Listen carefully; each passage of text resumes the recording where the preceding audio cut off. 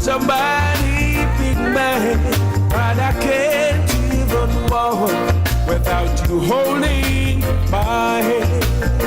Thank you, Jesus. Can't even walk without you holding my hand. Oh, the mountain's too high and the valley's too wide. On my knees, I've learned to stay. That I can't even walk without you holding my hand. Help me, Jesus. Yeah. Oh, yeah.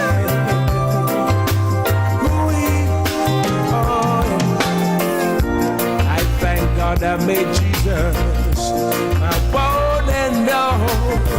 From now on this day, I'm surely gonna call. And if I don't trust it, I'd be less than a man, 'cause I can't even.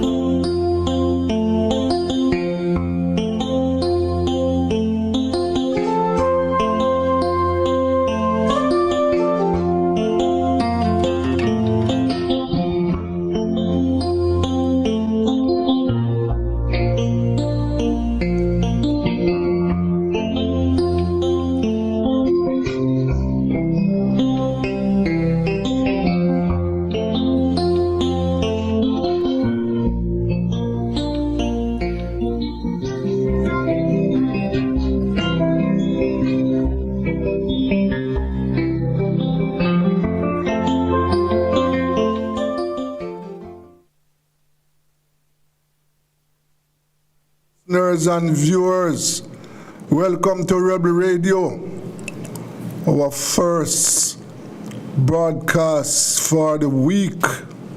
Today is Friday, and what a devastation. What a devastation. I lived through Hurricane Gilbert, but although most of the corporate area, St. Thomas, Portland, and St. Catherine were spared, this Hurricane Melissa is the most dreadful that I have seen in my lifetime. Yes. Those of us who know Black River, if you go down there now, you don't know that it is Black River. Black River, Westmoreland, St. James, part of Manchester, parts of St. Anne were badly hit. As we speak, there are thousands of Jamaicans who are in problems. Thousands are trapped right now. Communication, as we speak, there are several thousands without electricity, and they can't communicate. You can't communicate with people in St. Elizabeth, in Westmoreland, parts of St. Anne. People are trapped in their homes now. They want food and water and medical supplies.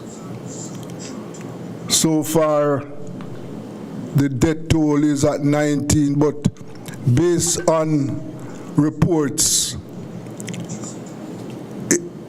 it is going to be higher than that. Yes, it is going to be higher than 19. Yes. Boy, this was really a big hit, really a huge hit. And this is going to cost billions of dollars. And people are going to suffer. Yes. And, you know,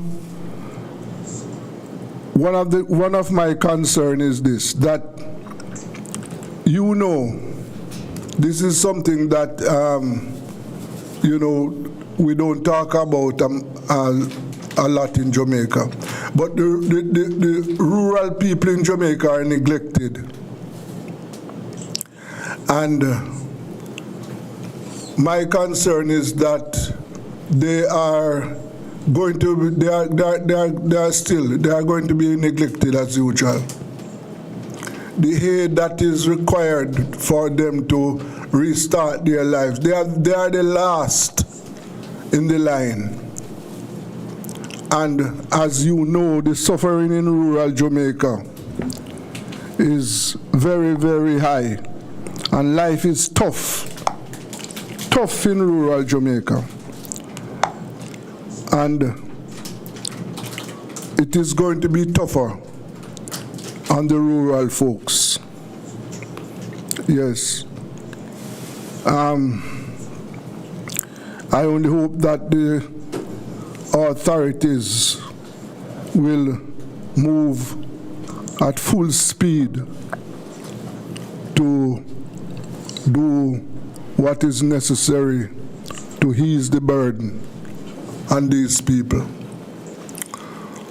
So as we speak right now, I know that the emphasis now is on clearing the roads, because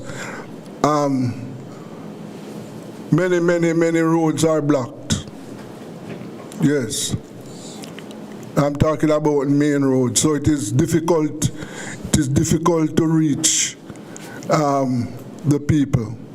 So they have to now clear the roads, and I see where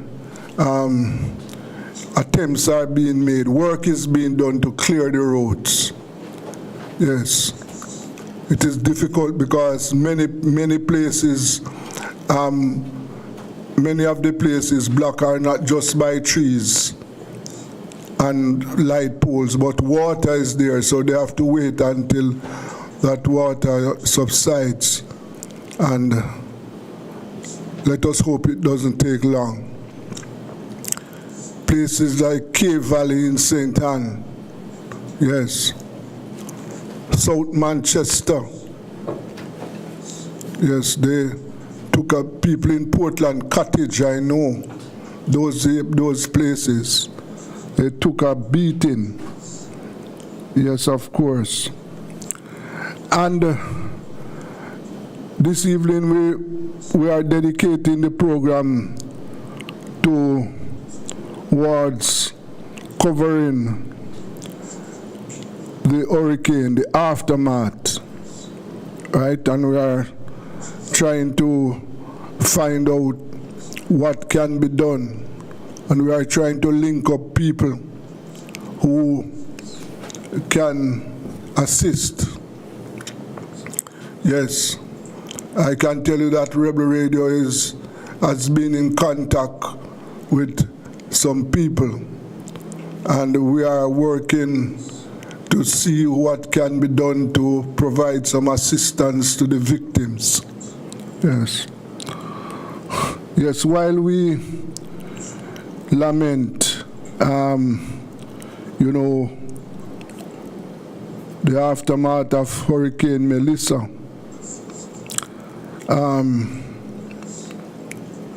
the media fraternity is mourning the loss of Barry G. Yes.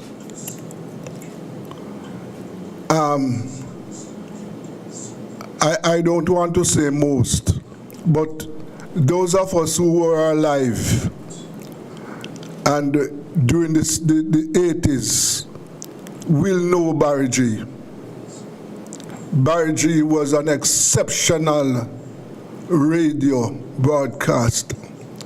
This is the man who, he was a real star. Let us. I want you to just listen to this this presentation about Barry G. Yes. Barrington Gordon, more popularly known as Barry G., one of Jamaica's great broadcasters, has died. Barry G. died at the Savannah Lamar Hospital in Westmoreland on October 29. He was 70 years old. His death was confirmed by Michael Chambers, his friend of 50 years, who gave the cause of death as pneumonia. Barry G joined the staff at the Jamaica Broadcasting Corporation, JBC, in the late 1970s, shortly after graduating from Kingston College. He hosted shows such as the Boogie Down Show on Saturday nights, which announced him as a rising star. Later, he hosted the 4-hour 2 to 6 Super Mix, which made him the #1 disc jock in Jamaica for most of the 1980s. Barry G became globally famous through his sound system clashes with British radio legend David Rodigan. Those square-offs started in 1985 and made both men stars in major dance hall reggae markets in the United States, United Kingdom, and Japan. After leaving JBC in 1987, Barry G moved to the rival Radio Jamaica and also had stints at Power 106, KLAS FM, and Hot 102. He joined a career revival at Mellow FM in Montego Bay, where he stayed for 11 years before leaving in 2021. Barrington Barry G. Gordon was awarded the Order of Distinction, Jamaica's 6th highest honor, for services to broadcasting in 2010. That was Barry G. Yes, and we are going to continue to give highlights about our media colleague. Yes, I am going over now to Grenada, where I Callister. Yes. Good afternoon. Good afternoon. Good afternoon. I was just yes. I was just talking about we lost one of our colleagues, and last week, one who has served the profession for a very long time. Yes, but all yes. Right. I see he died at the hospital. Yes, right. Yes. So, Callister, back to the hurricane, as you know. The thousands of Jamaicans right now are trying to recover. But as we speak, thousands are cut off, marooned, because roads are blocked and the people are in need. I know we had a discussion earlier on about the possibility of some aid. You were in contact with some people in the Caribbean who want to provide the victims with some aid. Tell us about that, Callister.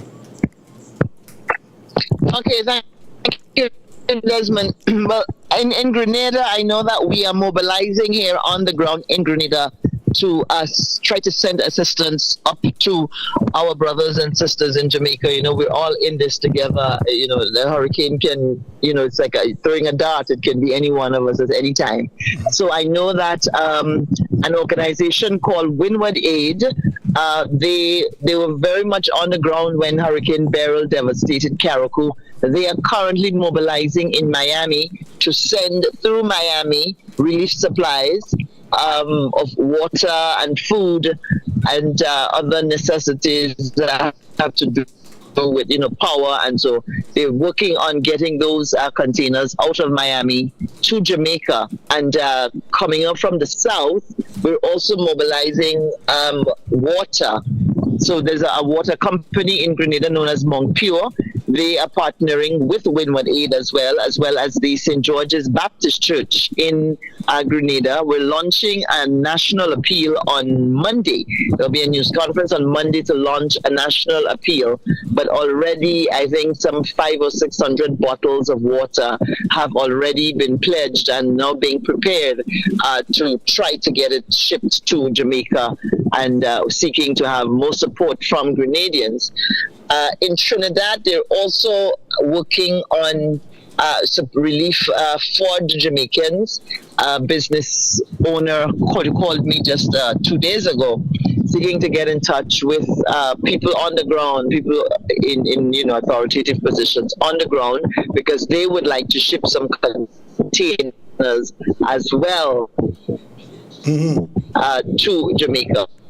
So certainly Trinidad is mobilizing, Grenada is mobilizing, I can say for sure, and I'm sure a lot of the other islands are doing the same, because we watched Melissa slowly wind her way up, and we saw the devastation in places like St. Elizabeth, and so the devastation that it caused, and certainly people will be continuing to mobilize to ensure that we can send whatever little we can put together to help alleviate the burden that the Jamaicans in some of the hardest hit areas are enduring at the moment. That is welcome news, Callistra, welcome news, because, as I said, the thousands of Jamaicans right now are in need of that, because the hurricane has done severe damage.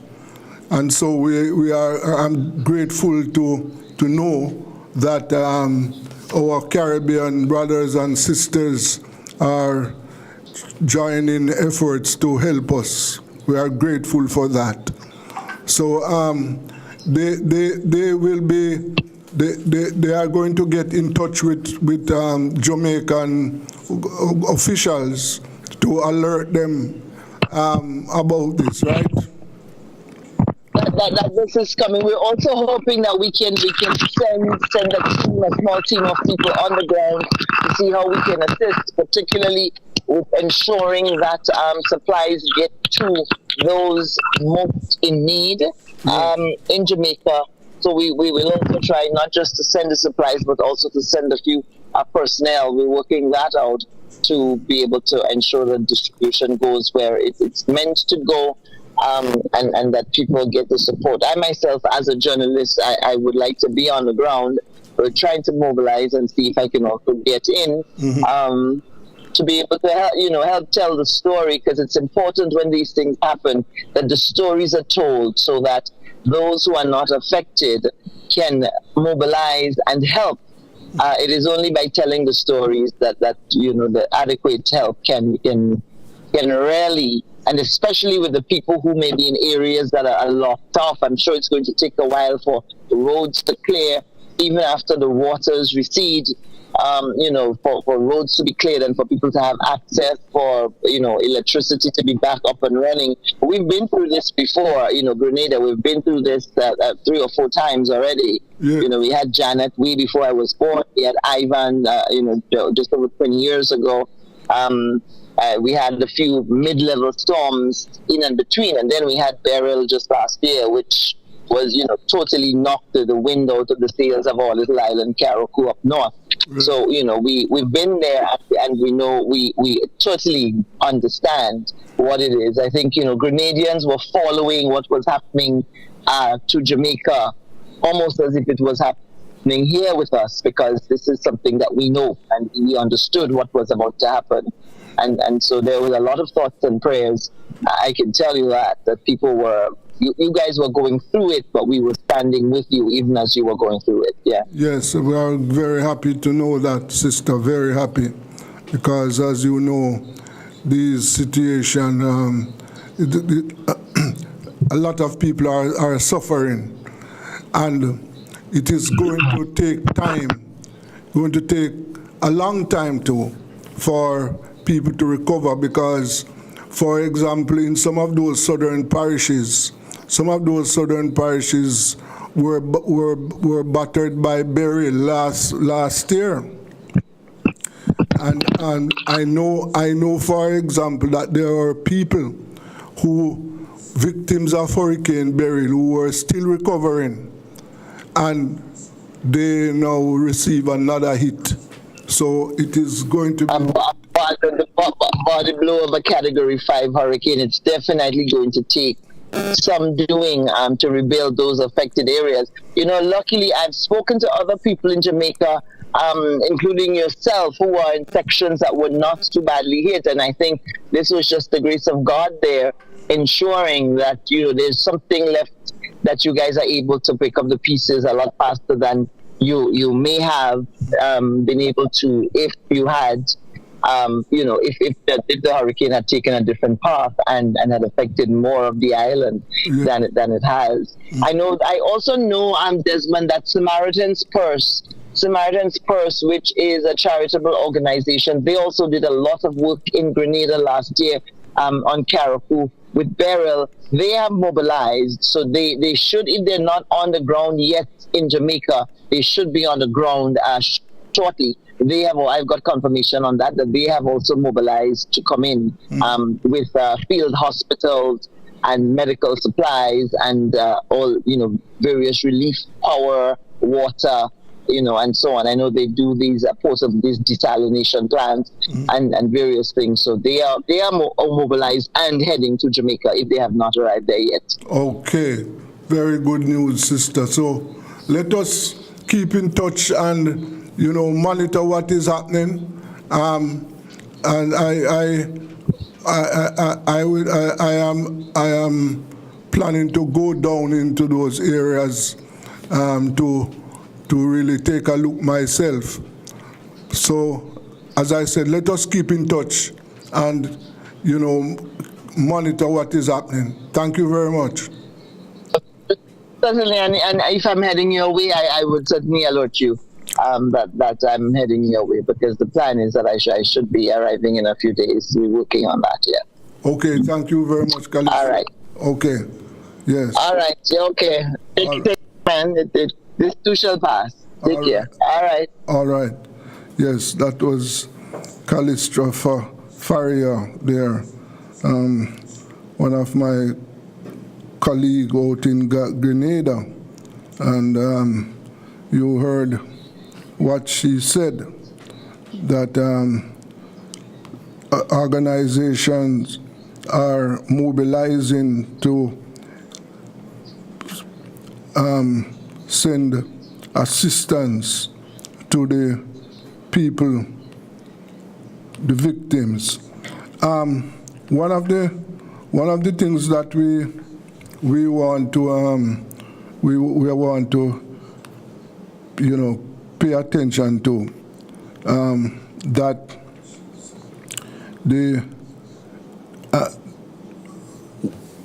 we are urging the authorities to ensure that the aid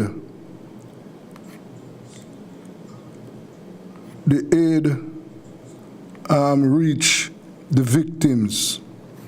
One of the things that we have to be on our lookout for in this situation is this scamming. Yes, you have to look out for the scammers, because they will present themselves, in these situations to take advantage of these situations. So we want the authorities to ensure that the aid reach the victims, right? The reports that we have that over 170 communities affected by Hurricane Melissa across 6 more severely parishes, right? So we want the authorities and all of us, right? Because we are in a situation now where each one must help another. That is what we want. We have to unite, right? And therefore, we must ensure the people in the affected parishes and all of us Jamaicans must do whatever we can to ensure that the victims, those who are in need, they are the ones who must be attended to first, right? We don't want whatever aid is coming in. And we know the government is mobilizing aid packages. We just want those packages to be delivered to the victims. And we don't want the another thing that we're aware of in Jamaica, that, you know, politics can creep in. So we don't want the aid to be delivered only to JLP supporters, right? Because the JLP government is in power. We don't want that. We want the aid to be delivered to Jamaicans who are affected by Hurricane Melissa. That is what we want, right? We just hope that the authorities will ensure that this is done. And we know that the key infrastructure extensively damaged by hurricane. It is going to take some time to restore these roads, bridges, hospitals, schools. It is going to take some time. It's not something that is going to be done in 24 hours. We know that. It is not, right? So, fortunately, the government has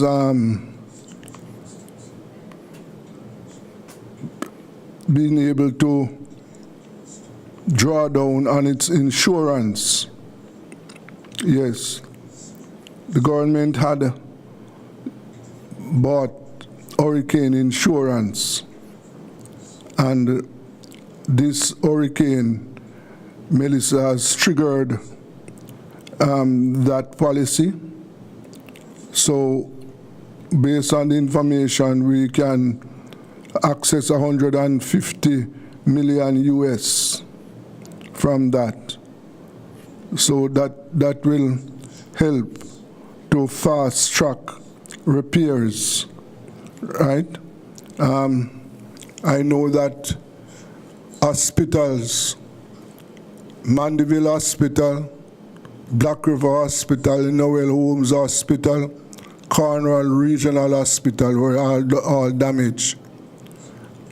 I know that plans are now in place to remove patients from the Black River Hospital to Mandeville Hospital, because the Black River Hospital was badly damaged. And this morning I heard, you know, one report asking for medical doctors to join the staff at Black River to relieve doctors who are on duty since Sunday. So they would like some doctors to come down and assist, relieve some of their colleagues who was, you know, being on their feet from Sunday. And they must be tired now. Yes, they need some assistance. So I'm asking doctors, I'm joining the plea for doctors to assist, come down and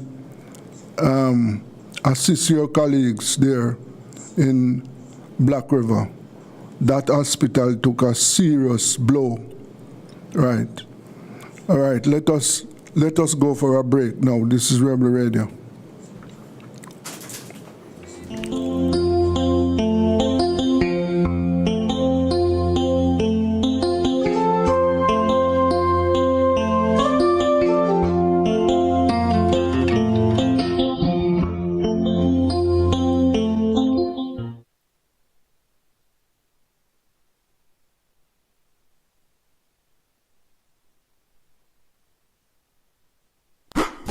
It's the Everybody Sale at New Budget Supplies. Do-it-yourself professionals and contractors. This is the sale for you. Lumber, steel, dress and form ply, water tanks, pumps, PVC pipes and fittings, toilets, bathtubs, vanities and basins, windows, paint, doors, floor and wall tiles.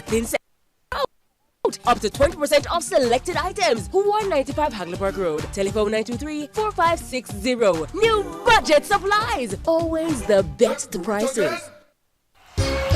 Tools, Hardware and Supplies is turning up the heat this summer with their super saving summer sale. Prices are slashed on everything you need to fix up your home. Beautiful tiles, sleek doors, top quality windows, modern sanitary ware, exclusive flooring and more. At Tools, Hardware and Supplies, we have you covered for the summer. So come visit us at 279 Spanish Town Road, 4 South Camp Road, 8 Red Hills Road, or online at toolsja.com. Tools! The Lion King of Hardware.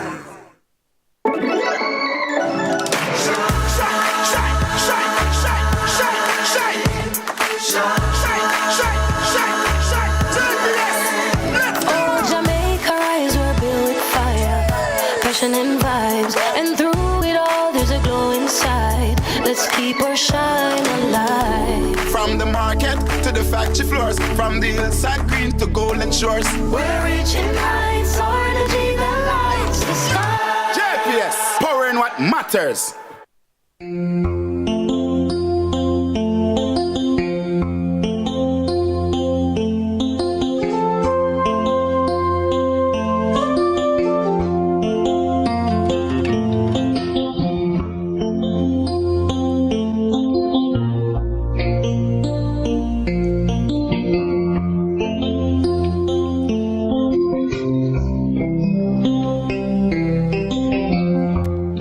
Welcome back to Rebel Radio, and as I indicated, and by now most of my listeners and viewers would know that the parishes of St. Elizabeth, Westmoreland, Hanover, St. James, and St. Anne, sections of St. Anne, yes, they took the frontal attack.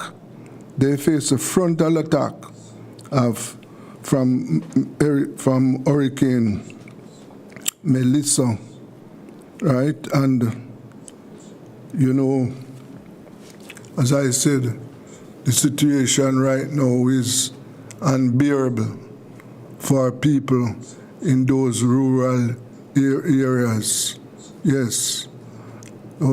I know that it is very, very terrible. Let us look at some of the videos now, you know, of what took place across the country, right?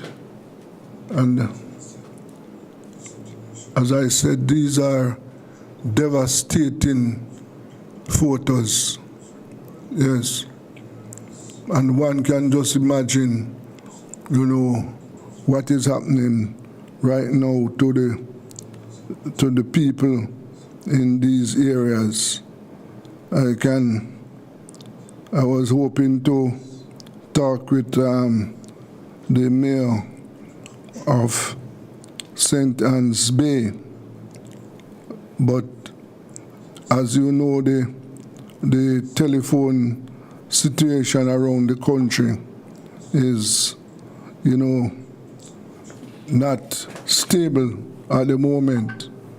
It is difficult to get to the people, right? That is one of the other issues that we are facing right now. Communication. It's difficult to communicate, very difficult. So we have to just, you know, hope that the providers will be able to restore some power and communication shortly. Let us, as I said, look at some of these videos now. Yes.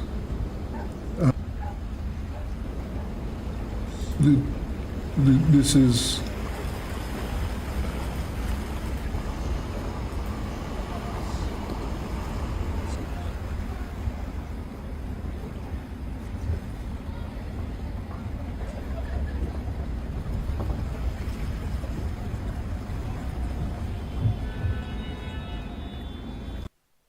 Greetings, my people of Northern Clarendon, my constituents. Our lives have been spared. Melissa has passed. Our community, our constituency, have faced a lot of damage. It is devastating. Persons have lost property, animals, and other things. But let's focus on rebuilding ourselves. Let's focus on building the constituency. I've been to Valley, Ballards River for clearing the road, thanks to Troy Levy for his great effort. Been to Trowtall, Crooked River, we've been to Baptist, and we are heading to Brayhead into Roundhill. We're trying to visit the community one by one, and each community will get an opportunity to see with me and speak with me so that we can hear your concerns, see the needs, and do what we can do best for that. We will be working with the Jamaica Public Service, JPS, and the National Works Agency, NWA, to see how best we could restore electricity in the areas that they are broken. The roads have been blocked. The gullies have been blocked with trees that have fallen, and we want to use the resources available from the state to clear these areas. So we'll be working with these agencies, and we'll be making sure that we do that with the help of the community. I want to take this opportunity to thank the community members who would have taken upon themselves, volunteer their efforts to clear pathways, roadways. Thus far, we need the effort to continue. It is not a short-term effort. This seems to be very, very much a long-term effort, and we want all hands on deck. So thank you very much. With all entrances to the constituency cut off, we made a plan last night and we waited for hours to find a way in. Eventually, we decided to try the path of least resistance, which took us through Long Hill, Roehampton, Mafuta, into Mount Horeb, Fern, and ultimately we're aiming to get to Cambridge. At the same time, Council Gordon had a team that was making their way from Stonehenge towards Cambridge to meet us halfway. Our goal was to reach those in greatest need, to deliver some food to them, and to check on the shelters and assess medical emergencies and reconnect communities that have been completely cut off since Melissa, the merciless, passed through. We're also working to open a path from Mount Horeb through Barnet Bush to Springfield, Barnesfield, Maroontown, Garland, Moko, Arcata. Garland is my home, where my parents, my brother, they are still marooned. We haven't heard from them since the storm. And many of you are in the same position, waiting to hear from loved ones. Please know that I'm trying to get to them, and I will update you whenever I can connect, even briefly, like I'm doing now through someone's Starlink. There's only a narrow, very precarious lane open through Long Hill up to Montpellier. Beyond that, the stretch toward Copper is completely blocked. Concrete light poles are down, strewn across the road. And near the Copperwood Community Center, those who made it out on foot told us that a flooded sinkhole has covered the road, about 6 or so feet high, they tell me. Even if we clear the poles, we can't pass until the water recedes. So we're focusing on the Anchovy, Roehampton, Mafuta route. Along that path, the destruction is widespread. Homes, shops, bars, gone. Landmarks we once knew are now unrecognizable. At Anchovy High School, 3 men are still sheltering there under a blown-off roof. And no food or means to cook. So we're arranging meals for them. Today we're cooking at Miss Bebb's in Lawson and distributing from a little kitchen there to whoever we can reach. Roehampton Primary, Refuge Apostolic Church also lost their roof. Clinic in Roehampton flattened, gone. And we still can't reach Bickerstead Primary. You remember the Spring Bottom community that I showed you some time ago, where that beautiful well once stood? The whole community is now underwater, submerged, families displaced. An elderly man is there who urgently needs medical attention. He's at Rasta Matty's home in the Buena Vista area near Spring Corner, Spring Bottom. He has a detached catheter and urinal bag, and it's bleeding. And he needs to get out. Only a small boat can reach him. And in the midst of all of this devastation, something gave me hope last night. A young man was riding his bike desperate to reach a nurse in Normandy. He was coming from Fern. His girlfriend there, taking to have baby. We had to lift the bike over the poles to clear the path and got him through. So you see, in the middle of that storm, there was still a little hope. There was still love. But that little baby is who we're fighting for. I just hope, as I said, that they don't name the baby Melissa. Tickle top. So far, we're aware of a woman in Carlton who is still inside her car. She died. She needs to be airlifted out urgently. Another body was in the ball ground area. Last I spoke, I don't know, a local funeral home was trying to get to them. I don't know where they're going to store the body. And in Blue Hole, a man is believed to still be inside his home. He died during the storm and no way to reach him. This is the reality of rural life after disaster. I want to thank those who've been working around the clock to clear the roads and reconnect our communities. Reese and the crew from Stonehenge, Garnet and the team that is pushing through Springfield to Maroontown, the bikers and the men in Lawson, Roehampton, Mafuta, who didn't know where they were going to sleep last night, but they were clearing the road. And Styles, who has been out clearing the roads, supplying food to those who need it. Without pay, without food, without knowing where they're going to lay their heads, they were looking out for their neighbors. That is the true spirit of South St. James. That is what gives me hope. I know that hospitals and commercial areas have to be prioritized. But when we're ready for the conversation, I want you to know that rural people matter too.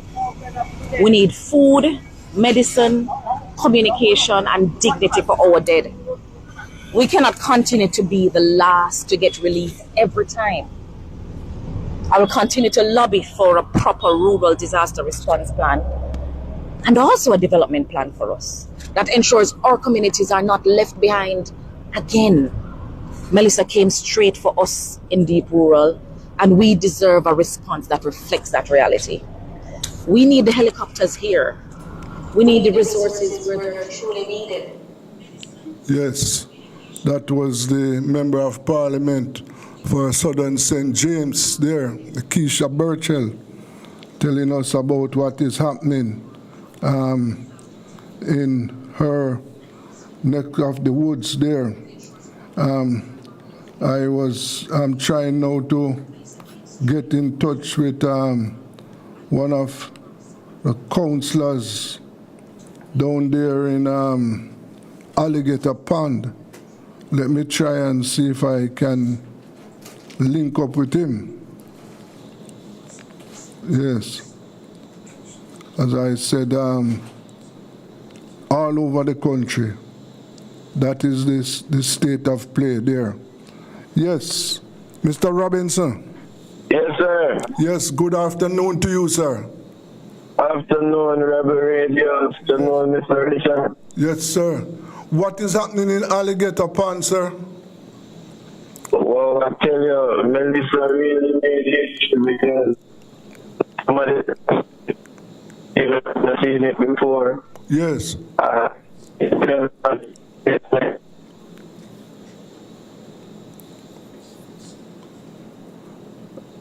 You're gone now. The telephone connection is not good, as I indicated to you that is one of the issues right now. People are having it difficult to communicate because the lines are damaged. Yes. And we just lost Councillor Robinson down in Alligator Pond. Yes. Let me try and see if we can get him back.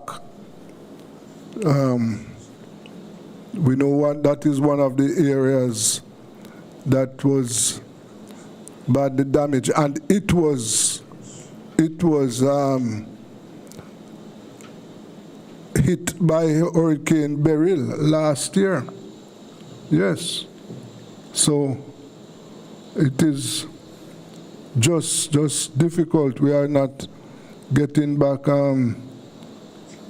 Councillor Robinson at all. His phone has gone down. Yes. And as I said, this is one of the issues we are facing right now with telephones. And I know that the other issue is electricity. People are all over the country right now. They don't have telephones. They don't have electricity. Yes. They are blocked in. They don't have food, water, and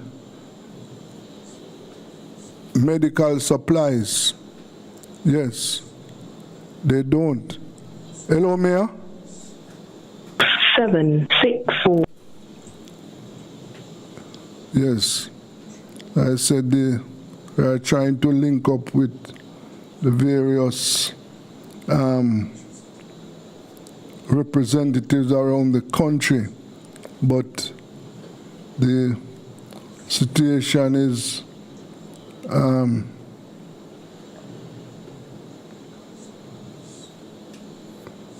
it is difficult because the phones are down. So you can't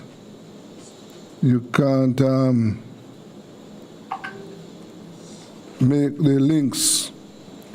But as I said, we are doing whatever we can, and we urge all Jamaicans to do whatever they can to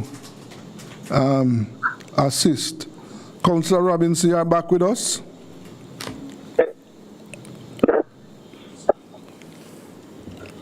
I am not hearing you at all. The transmission is very bad. Are you hearing me?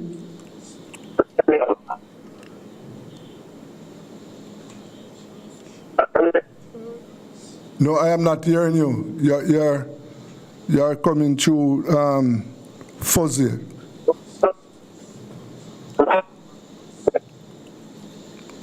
You are driving?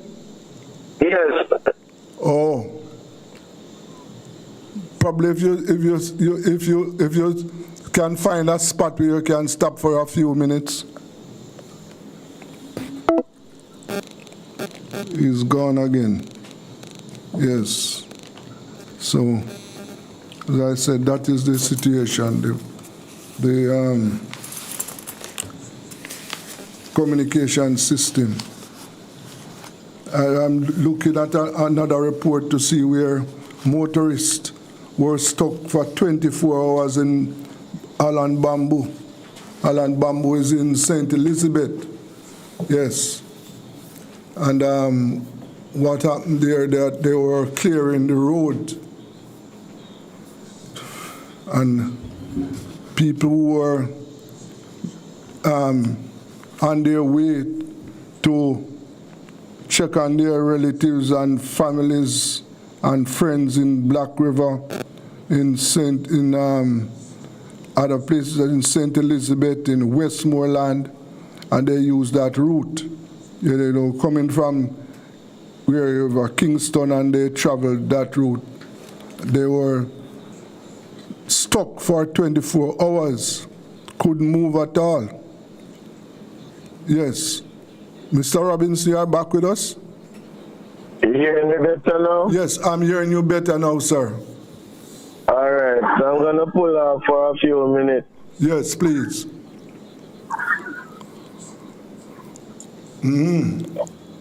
Okay. Yes, so what is happening in Alligator Pond? Well, Alligator Pond needs urgent help, just like the other adjoining communities who were affected by Hurricane Melissa. Yes. Who are affected by Hurricane Melissa. I am really happy with the level of preparation that we had in place this time. Yes. In terms of persons battening down. In terms of persons battening down and getting sandbags on the top of their roofs, I've seen a lot of engineering, some new ways of keeping the roof down. Yes. The ones that are really badly damaged are those who are near to the coastline in Alligator Pond. Yes. At least 2 families are displaced right now. They have to be with neighbors or relatives. Okay. Because of the damages that they sustain. One of the houses totally demolished. That one fell into the waters close by, and one is inhabited. I really said to the lady that she relocate inland. She must not think about building anywhere near this coastline again. Yes, sir. After what Melissa would have done. I'm still doing my preliminary assessment. As a matter of fact, I'm on the road as we speak to meet with those who are mostly affected. Those are the priority group. Those who are wheelchair and bedbound. We have to be visiting those persons and see how we can come up with this list to treat with the affected people, and it shouldn't be as in burial, where some persons who are affected and up to today, they haven't gotten the assistance required. But as I speak, we have no electricity, yes. A lot of power lines down, no access to potable water. So just imagine weeks ahead what will happen in our district. Yes, sir. Yes. I can imagine that lots of hardship. And right. It is going to be difficult for people to get food, medicine, and water. Yes. And as I'm on the phone, I must make known to that the road to Alligator Pond, the main road, is some part of it going into New Forest is single lane. Up by lane there, that area is still underwater. We're talking about 3 feet of water. Out by lane near to Bottom. So we have to drive the alternate route through Turnatop, Willow, and come back around on the main road at down. Yeah. So it's a lot of challenge to get to the township from different areas in the division. Yes. Councillor, one of the things that I want to alert you to is that I am in contact with some church people, some church organizations, who want to make some donation to the victims, but they don't want to work through government agencies. They want to work with churches. Not a problem. I can put you on to the local church, and I can also put you on to SDC, which is Social Development Commission. Yes. Those are non-political, non-partisan groups. Yes, please do. And if you have any church contact with church group in further down in South Manchester, there you can also let me have their contacts so that I can make contact with them and link them up with the groups. I will share same with you, man, and thanks for having me on, because it's a disaster that needs all hands on deck. I got a call even from Argentina this morning. Yes. They want to send in some relief effort, some relief items.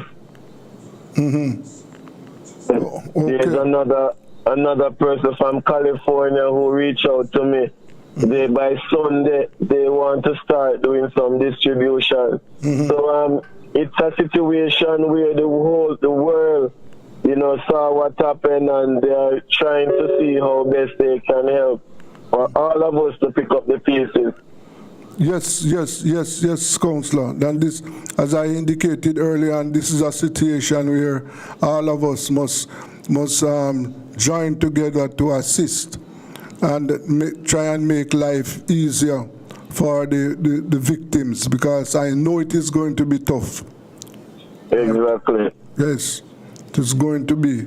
And as you, one of the things that we want listeners to know that you have thousands of Jamaicans now who don't have electricity. Communication is another issue, Councillor, because the telephone service is down too, right? And as you pointed out a while ago, that people in your divisions there, they need water, right? Exactly. So, and this one hit close to home because a relative of mine lost everything in the St. Elizabeth area. And as you would have heard, St. Elizabeth and Westmoreland, those are two parishes devastated, man, by Hurricane Melissa. Yes, of course, yes. I am trying to make contact with people in St. Elizabeth and I just can't because the telephone service. No, you won't get through to anybody. Yes, it is difficult, right? But let us hope that, and you didn't have any deaths in your division, no casualties. No, not that I am aware of. There was one man who narrowly missed out and drowning because he was in his house until the water got to 2 feet high, and they had to rescue him in the night. So thanks be to God, he was saved. Okay, all right. Well, thank you very much, and we will keep in touch, sir. Yeah, man, you too. More blessings. Yes, and remember to put those names together for me and send them off to me. Thank you. All right, man. Thank you very much.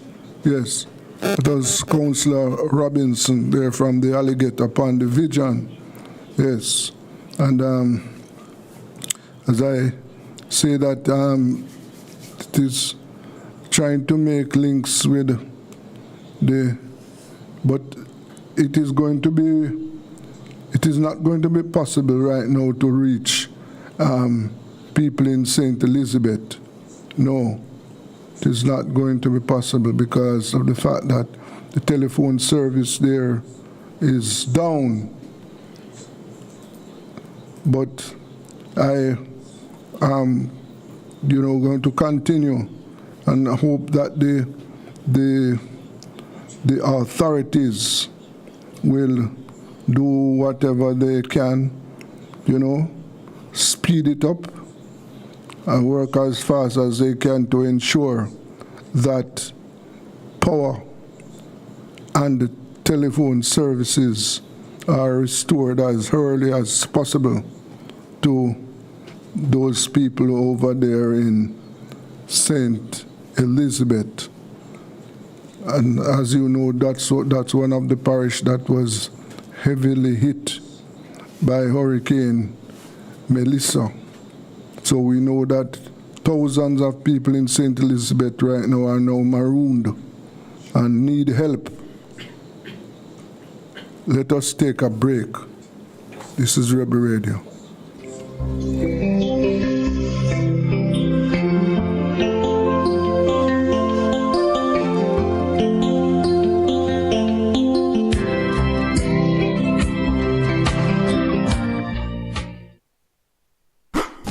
It's the Everybody Sale at New Budget Supplies. Do-it-yourself professionals and contractors. This is the sale for you. Lumber, steel, dress and form ply, water tanks, pumps, PVC pipes and fittings, toilets, bathtubs, vanities and basins, windows, paint, doors, floor and wall tiles, thin sets and grout. Up to 20% off selected items. 195 Hagleyburg Road. Telephone 923-4560. New Budget Supplies. Always the best prices. Tools, hardware, and supplies is turning up the heat this summer with their super saving summer sale. Prices are slashed on everything you need to fix up your home. Beautiful tiles, sleek doors, top quality windows, modern sanitary ware, exclusive flooring, and more. At Tools, hardware, and supplies, we have you covered for the summer. So come visit us at 279 Spanish Town Road, 4 South Camp Road, 8 Red Hills Road, or online at toolsja.com. Tools! The Lion King of Hardware.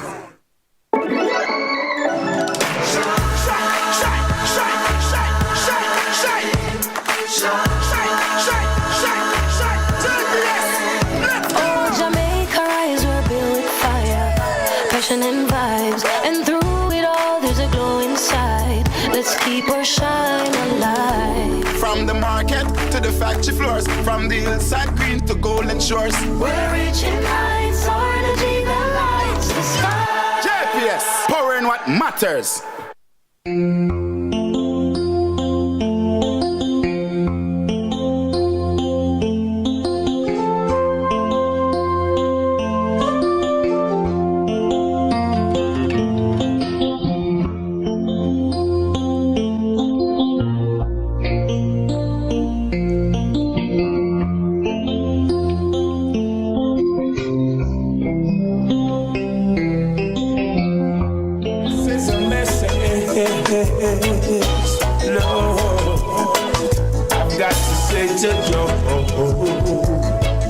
I'm so tired of living a humble and country life. When you were attracted to the bright city lights, you had a lot of money to spend on pretty girls and lovely things, just living it up as if you were a king. You had a whole lot of friends that you treated a vintage boy.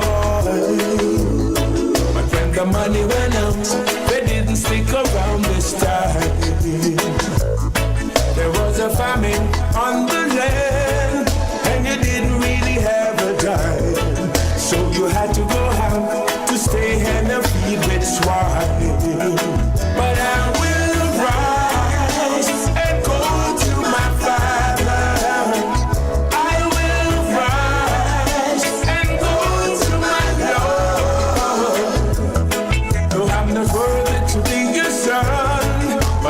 Still be a servant, so I will arise and go to my Lord. There was a time when you realized that you went wrong, when you found out how material things have gone. You've been living like a rolling stone.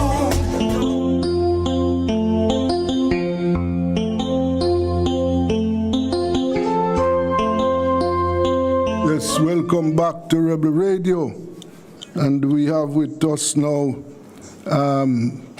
Jose Antonio Sanchez, and that's the charge the affairs at the Venezuelan embassy. Hello, Mr. Sanchez. Yes. Yes, sir. Yes, good afternoon. Thank you for the invitation. Yes, and thank you very much for joining us at Rebel Radio. Now, I see where Venezuela has shipped aid for the hurricane victims. Tell us about that. Well, that is correct. First of all, I would like to, through your program, to extend our greetings to your audience and to the people of Jamaica. Yes, sir. Yes, just yesterday, Venezuela once again showed a solidarity face to the people and the government of Jamaica. Venezuela has brought to Jamaica an aircraft that flew straight from Caracas to Kingston, try and bring in, humanitarian aid. We at this point, of course, we feel a lot of affection for the people of Jamaica after the passage of the Hurricane Melissa, which, as we all know, caused devastation, especially within the western area geography of this country, of this beautiful country. So Venezuela once again stood in front of the solidarity and decided, because of instructions of the President Nicolas Maduro and our Minister of Foreign Affairs, Compañero Ivan Hill, they sent an aircraft. Actually, there were two aircraft. They were sent, one to Cuba, to Santiago de Cuba, and another aircraft with humanitarian aid to Kingston, Jamaica. Yes, the aid consisted of 3,250 bags of different items. These were mattresses, non-perishables, food items, medical supplies, and medicines, with a total weight of 20,500 kilograms or 20 tons. Okay. Yes, sir. That's very, very good. Very, very good. And I know that we are grateful for the aid at this time because we need it. And so we are thankful, very thankful for that. And well, we know that Venezuela is one of our friends. You know, we in Jamaica. I can remember Carlos Andres Perez. Yes, I remember. Yes. I remember him very, very, very, very much. And then President Hugo Chavez. Those were Venezuelan presidents who were very close to the Caribbean. Yes. That is correct. Right. Yes. And we maintain that relationship and are grateful that your country has found it necessary to assist us because, as I said, we need it right now. And in the meantime, the other thing that we are watching this military buildup, the U.S. military buildup. The U.S. say that they are fighting drug traffickers, but we wonder why they have to deploy such heavy military hardware in the Caribbean area. How do the Venezuelan people feel about this right now? Well, that is a very important question, my friend. First of all, we would like to explain that there is a false narrative from these imperial powers in relation to the threat that they have described as a threat to them, and they have designated our government and our officials of our government as the head of narco-terrorist gangs, and but in any case, Venezuela has understand that the U.S. government, of course, maintain this disproportionate military deployment in the Caribbean, of course, near Venezuelan coast. Of course, endangering the peace and the sovereignty, not only for Venezuela, but to the entire region, which was declared. It is very important to mention that this zone was declared back in 2014, the second CELAC meeting that took place in Havana, Cuba. That's 2014. This Latin American Caribbean was declared as a zone of peace.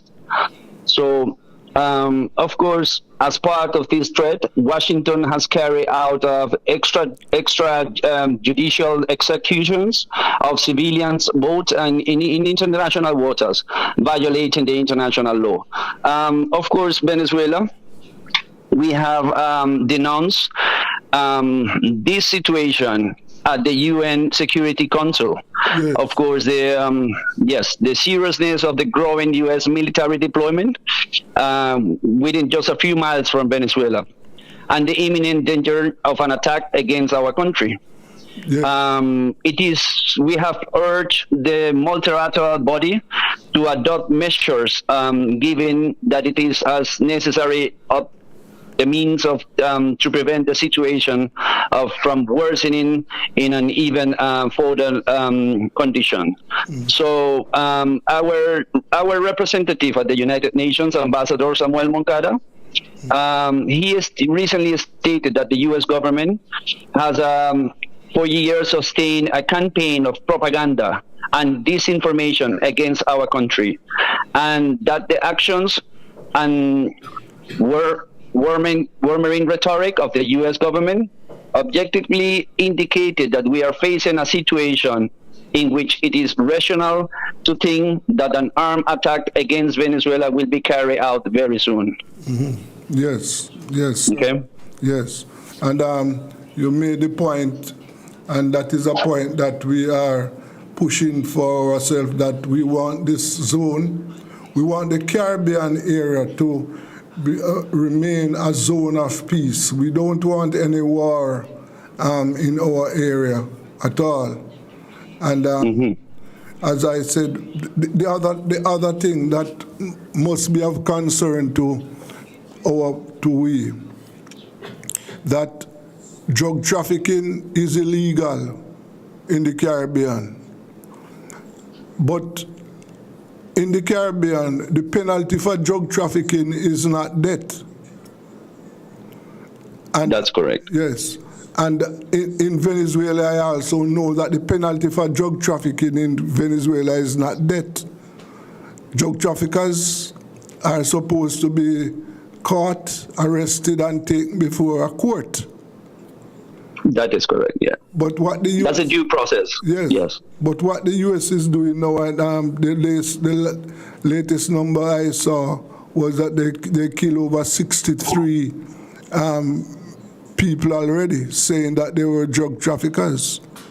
They have not provided us with the evidence that they were drug traffickers. So absolutely not, and I don't think they will. They will do it. No. Definitely not. No.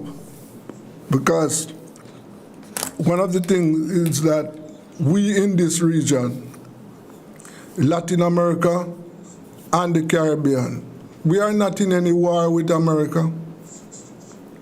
We don't want any war with America because we don't have the capacity to fight America. So we are not in any war with America. But America is using its force to just dominate and do whatever it likes. And, you know, we would like them to stop that, because we don't want them to turn our area into a zone of war. We don't want that. In the meantime, what is the impact? What impact it is having on Venezuela right now, the military deployment? Oh, you can. Well, yes, definitely. At this time, of course, this threat. I will like to probably speak about an historical situation that most of the time I explain to the people so we can have a better understanding on the situation. Yes. Venezuela and the United States, we have historically shared good relations. It wasn't until Comandante Hugo Chavez came into power when he stated to the government of the United States then, we are talking about 1998 and 1999 when he came into office. So there used to be a military interest office of the United States inside the Ministry of Defense of Venezuela. Oh. So when he came into the presidency of Venezuela, he explained to the United States that he would keep this office as long as the United States will allow Venezuela to have a military interest office inside the Pentagon. So, of course, the answer was not. And from that time, that would be like the beginning of the verbal conflict between United States and Venezuela. But it is also important to mention that there has been a good standing relation despite all of these political differences between the two countries. It is also important to mention that, for example, I will mention baseball, which is the national sport in Venezuela. Yes. And the reason given is that a century ago, way more than a century ago, the United States was one of the countries that helped Venezuela in terms of the processing the oil that was discovered from our earth, from the ground of Venezuela. Yes. So back in the days, we didn't have the resources, the human resources and the technology to process this oil. We didn't know the benefit of it. So there were different countries in the world that came to Venezuela and support Venezuela with the capacity and basically taught us how to work with this resource and the benefit of this resource. As you all know, Venezuela is today the country with the highest oil reserve in the world.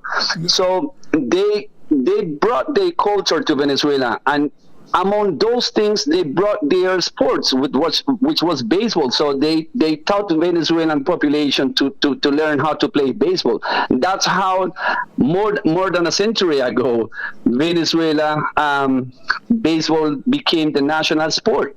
So we have a strong link. There are so many sports persons from Venezuela play baseball. They have come to the major leagues in the United States, and even our national league, baseball league, professional league, the U.S. Players, they come to Venezuela and play within our national league. So there's been a strong relation. I wanted to highlight this because a lot of people think that there is like this long conflict and like we are back to back and that we don't get to speak to one to the other. But there's been good relations between our two countries. Unfortunately, as you were saying, at this time, there is another purpose, and from the United States, and they have brought this military capacity to threaten not only Venezuela. We don't think that this message is only against Venezuela. This message is being given to the entire Caribbean community and the Latin American community. So if you get to read the purposes and principles of the Charter of the United Nations, it's a fundamental thing, to keep the friendly relations among nations based on the respect for the principles of equal rights and self-determination of the peoples, and of course take appropriate measures to strengthen the universal peace. So this is exactly what we are looking at. Our society at this time has become stronger. Of course, Venezuela will have to respond by any means, if we get to be attacked at any time. Yes. But the only time, and I'm historically speaking, the only time the Venezuelan army has come outside the borders of Venezuela is to liberate other countries. And I'm referring about the Simon Bolivar times.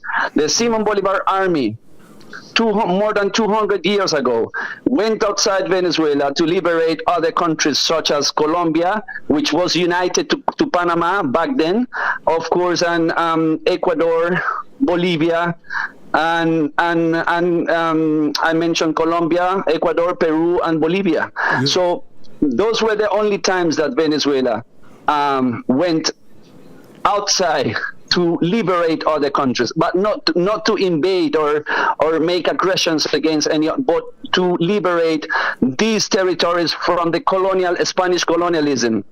Right. Okay. Right. So. From an economic point of view, it would appear as if that Venezuela's oil deposits, that is something that probably the United States would want to get its hands on. Well, definitely, yes. And I will mention, apart from that Venezuela has been facing, and this is something that we must remember, we have been facing a blockade against the people of Venezuela. It's been more than 10 years since President Barack Obama issued a famous decree declaring Venezuela as an unusual and extraordinary threat to the national security of the United States. And of course, this the effect of this was that they imposed what we call economic and financial sanctions on the country. Yes. So I would just mention a few information. I would say that over 20 million US dollars they've been frozen in 29 international banks and 3 multilateral institutions. Since 2015, Venezuela has lost an average of 40 billion US dollars per 7 years. PDVSA, which is our main oil company, the state oil company, their production fell 87% between 2015 and 2020, resulting in 3.995 billion barrels lost and an estimate of 232 billion US dollars in revenues losses. Mm-hmm. And of course, the so-called sanctions have caused economic losses exceeding 642 billion US by 2022, and that figures continue to grow. So this is just a few examples of the damage that they have already been made and impact the Venezuelan society. Because these measures were built not to try to what they call remove a change of regime, but to devastate the economy of the country and to hit the people of Venezuela. Yes. So I am sure that those losses must have a negative impact on the economy. And how is that impacting the lives of Venezuelans? Well, I would say it in a way we have tried to manage our economy the most efficient way possible. Of course, even considering that this impact is there, thanks to a collective, I would say, national effort and a strategic international alliances, Venezuela's economy has become the most dynamic in South America, growing for more than 70 consecutive quarters. So we have put a big effort, like a national effort, indoor, trying to overcome the situation. Even us, I will try to even explain. I know for most of Jamaicans will be very difficult to understand, but I would say even for us as diplomats and trying to operate as a regular diplomatic mission, we don't have access to the banking system of Jamaica anymore. And I will tell you clearly, since 2018, when these sanctions were imposed into our country, we used to have bank accounts access in the Jamaican national banking system. I would say some of the banking institutions, I don't want to mention them, but we used to have access to the banking system of Jamaica. Since these sanctions were imposed, these banking institutions basically sent letters to the embassy stating that they couldn't keep their services provided to the embassy because of the sanctions. So we were asked to withdraw our money. And they basically cut off the debit cards and everything, so we couldn't handle anymore any access to the banking system of Jamaica. And I guess because of the banking system of the country is under the umbrella of the majority of the international banking system, which is in the hands of the US or the UK, etc., etc. Mm-hmm. So. I'm just giving you a little example of the way these sanctions have hit Venezuela. Yes. But despite that situation, we have found ways to continue operating. We have been here. We keep our diplomatic mission here. We try to do our best to reach the people, not only the people of Venezuela, but to try to cooperate with Jamaica in any case, just as we recently did, just yesterday. So we do our best to try to continue working, and this is, like how we do it. We try to overcome all of these situations, and even if we have to do it in a way of cash, like try to handle things in cash, we will have to do it, and this is how we've been operating. Yes, sir. I can really imagine that it has had some difficulties for the people. But as you said, you are trying to cope. Now, tell me something. I know that Venezuela at one time had a very strong agricultural sector. How is that going nowadays? Well, that's one of the sectors that has been more benefited from all of this situation, because what the government has done is to try to put all the efforts to try to rebuild the economy, and that's one of the most special sectors that all of the effort has been put on it, and the idea is that we have providing credits and to those agriculture sectors that are needed, and they have the economic and support from the government institutions in Venezuela. Whenever we say something in Spanish that if you close the doors and windows to me, I will try to enter by any other means. I will try to do whatever it takes to get inside. Yeah. So I'm trying to say that if we within the international community, there will be countries that unfortunately will follow some lines and will basically try to push Venezuela against the wall. But there are other countries that will continue being supportive to Venezuela. So we thank these nations, we thank these countries which are behaving like a sovereign countries. We thank them for their standing with Venezuela and the people of Venezuela. So we have found a lot of support, whatever is needed from Venezuela within the outside world. We have received these provisions, and we have received this cooperation from other nations, from other countries.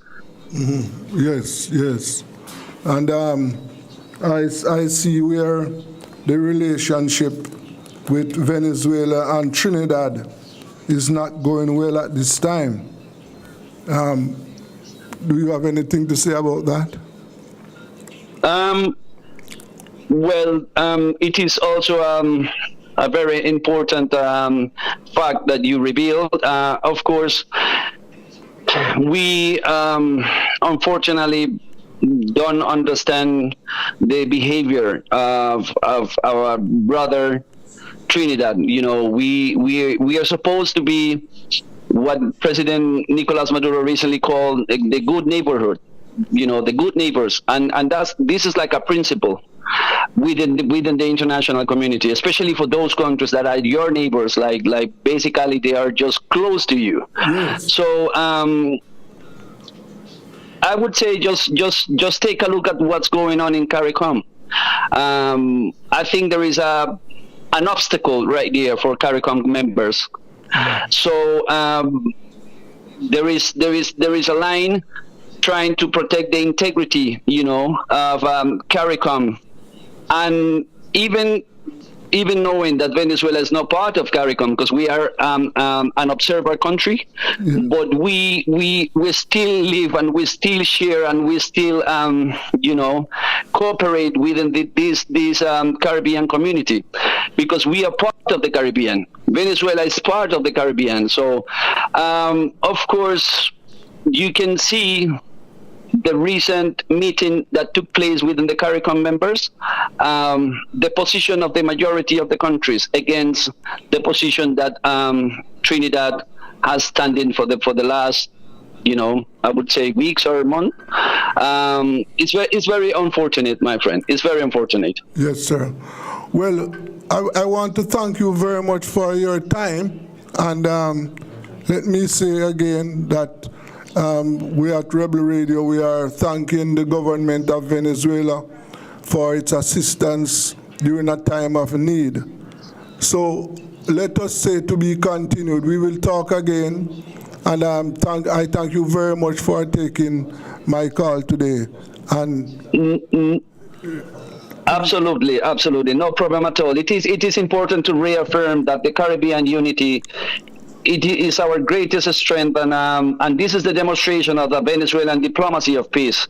And of course, at the end of the day, the Caribbean is a family, and our country, Venezuela, has always been, and they will be will be there for our brothers and sisters in these difficult times.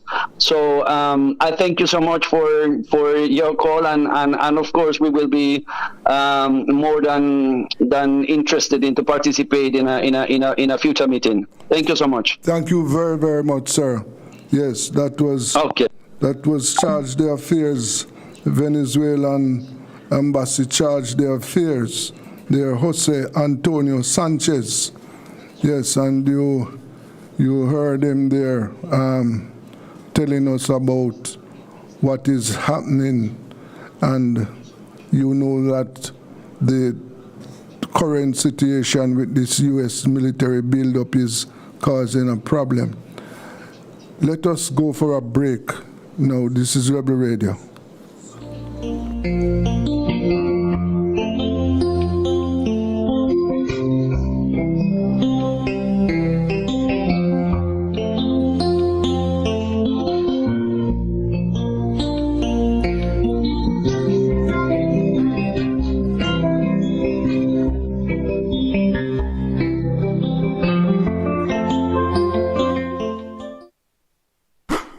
It's the Everybody Sale at New Budget Supplies. Do-it-yourself professionals and contractors. This is the sale for you. Lumber, steel, dress and form ply, water tanks, pumps, PVC pipes and fittings, toilets, bathtubs, vanities and basins, windows, paint, doors, floor and wall tiles, thin sets and grout. Up to 20% off selected items. 195 Hagleyburg Road. Telephone 923-4560. New Budget Supplies. Always the best prices.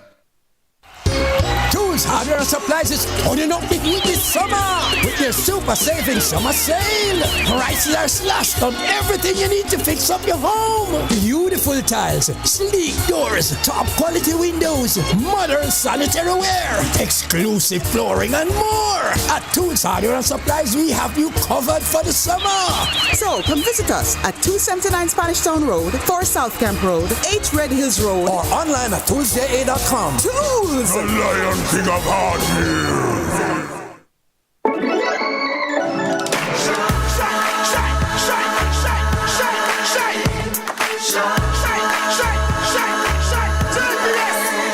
Oh, Jamaica rise, we're built with fire, passion and vibes, and through it all there's a glow inside. Let's keep our shine alive. From the market to the factory floors, from the hillside green to golden shores, we're reaching heights, our energy that lights the sky. JPS, powering what matters.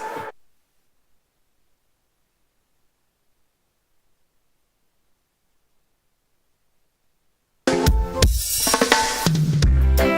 all the mothers out there, the ones that have passed and the ones who are still here with us, God bless. I remember Mama and the love that she gave. Building her the bedside, I could still hear Mama say, people are better than you, George, don't you let them down. I remember Mama in the happy days. We went to school with holes in our shoes. The lost us through. I'm kept the family together. I remember Mama in the happy days. She packed her lunch in an old greasy bag. Might have seemed empty, but it was full from mother's hand.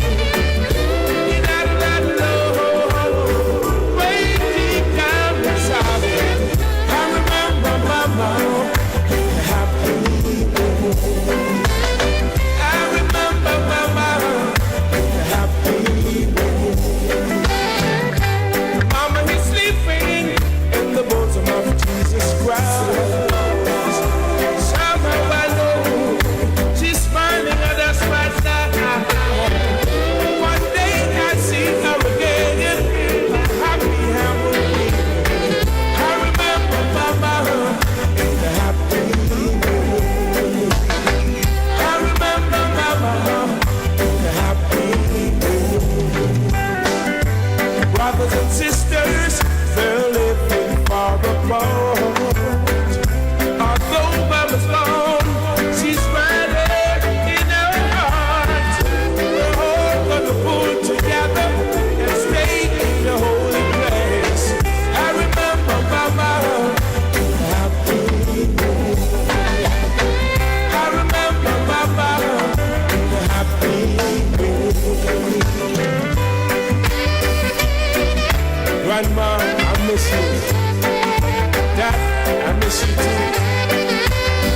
of us who lost loved ones.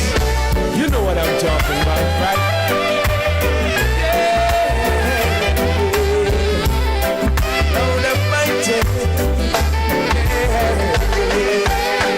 Now Baba is sleeping in the bosom of Jesus Christ. Somehow I know she's smiling at us right now. One day I see her again. Happy I will be. I remember Baba in the happy. I remember Grandma in the happy. I remember Dada in the happy. I remember you all in the happy. Mama, I remember you in the happy.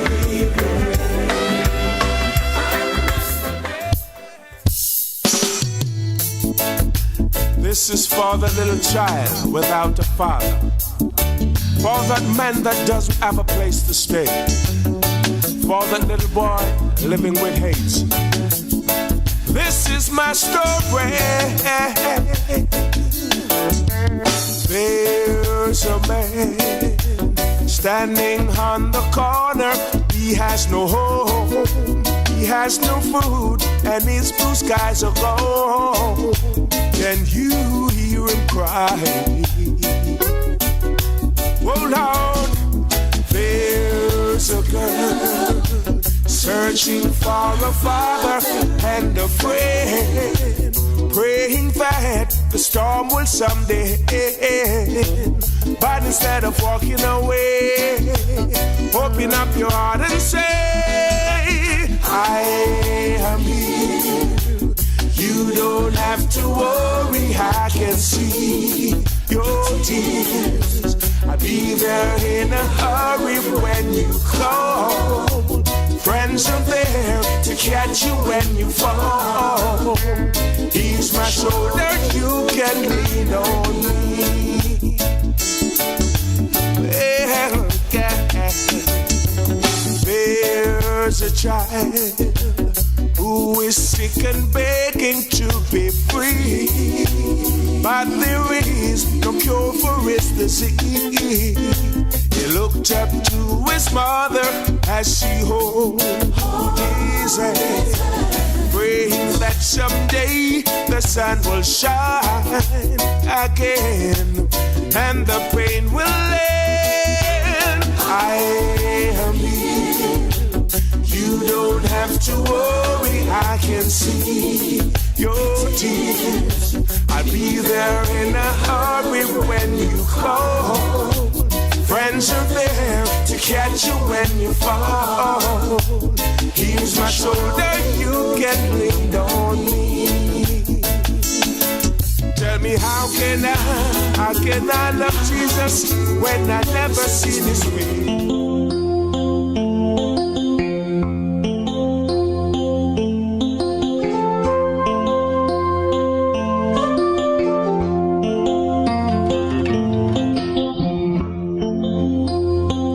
Welcome back to Rebel Radio, yes.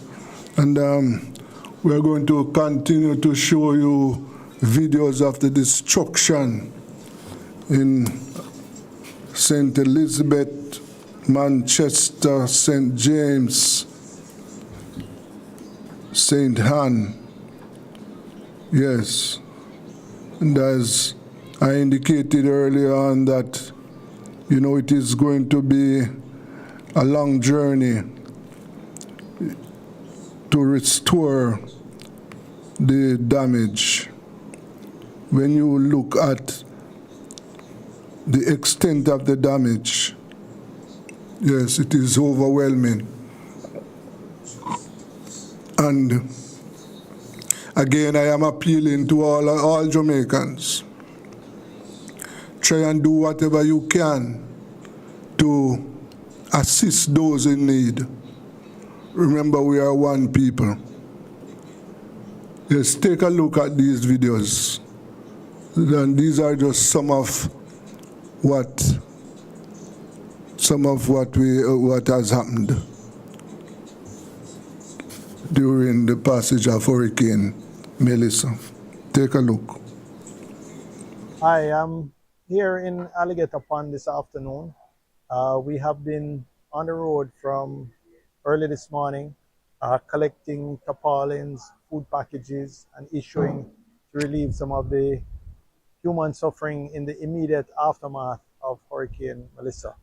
We, of course, haven't reached all areas of the constituency. Many roads in South Manchester are still impassable. A lot of power lines are down. Even some main roads are inundated with water and impassable.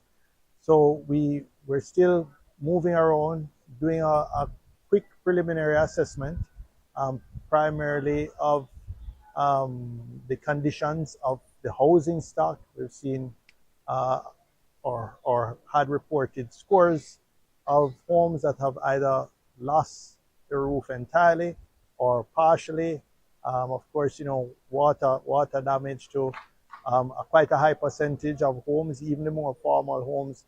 Sort of blowing rain that we had penetrated literally any window or door that was hermetically sealed. We have encountered other agencies, the mayor and the ODPEM in a number of areas, doing also their assessment simultaneously. At this point, we've arrived at Alligator Pond and we've been going through some of the restaurants on the beach itself. Oswald's, Little Ochi, they were in a sense the recipients of the highest storm surge, 15 to 20 feet. In fact, going over the roof of many of the structures that are on this compound at Little Ochi and over at Oswald. So I know that many persons are discouraged in a relatively short period of time, in about 16 months. This is the second substantial hit from a hurricane that people of South Manchester have had to endure. But I am always proud of the resilience and the strength that we display at times like these. And I know that we're going to build back and build back better than before. So we'll all work together and get through the first few days, which are often the toughest.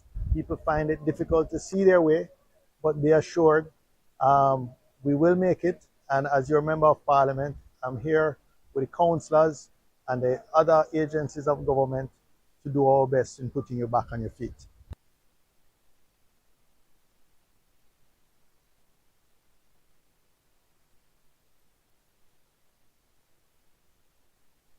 I am down at Foster Councillor for the Cornwall Mountain Division. Talk to me about how things are in your division. I am telling you, everything is gone. Everything gone. I am walking this morning from White House.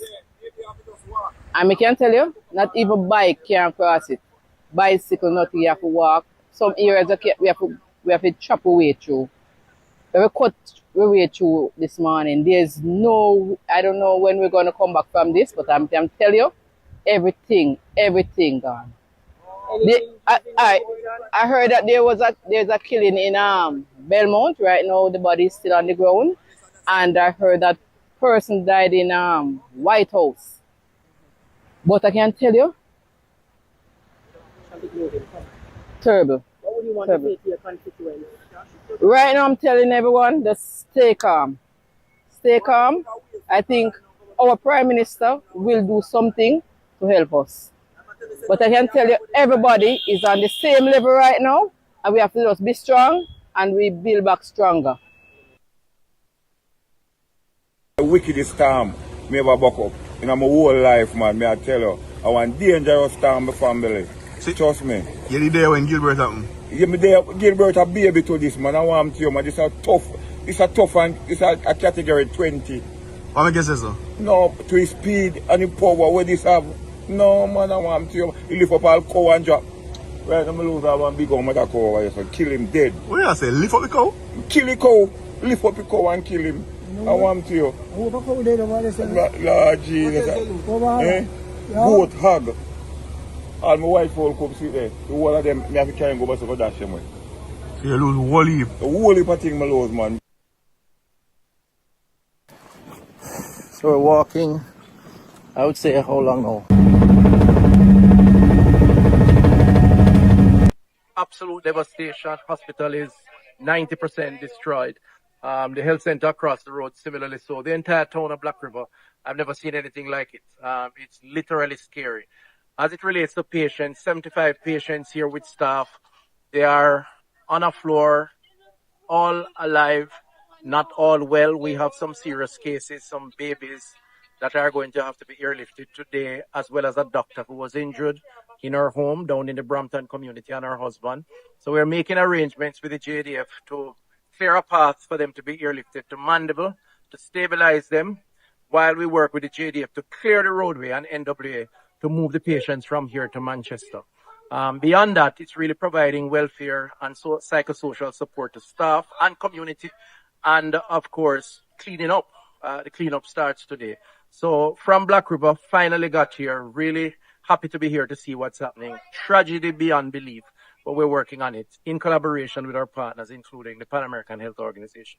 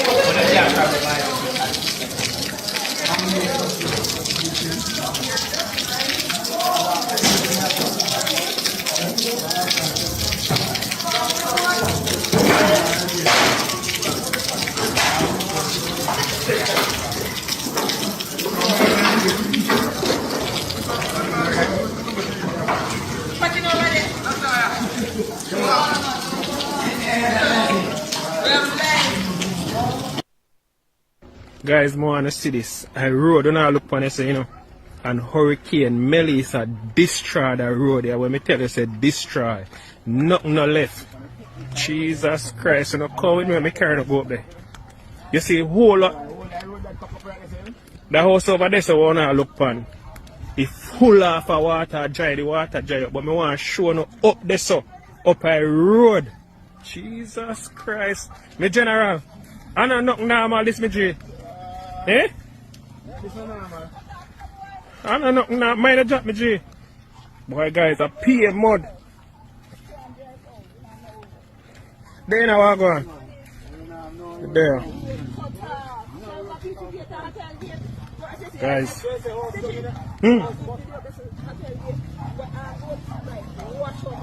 Allah hear it. Guys. Me I go show now what I go on. Me tell you, look here. I rode this, you know.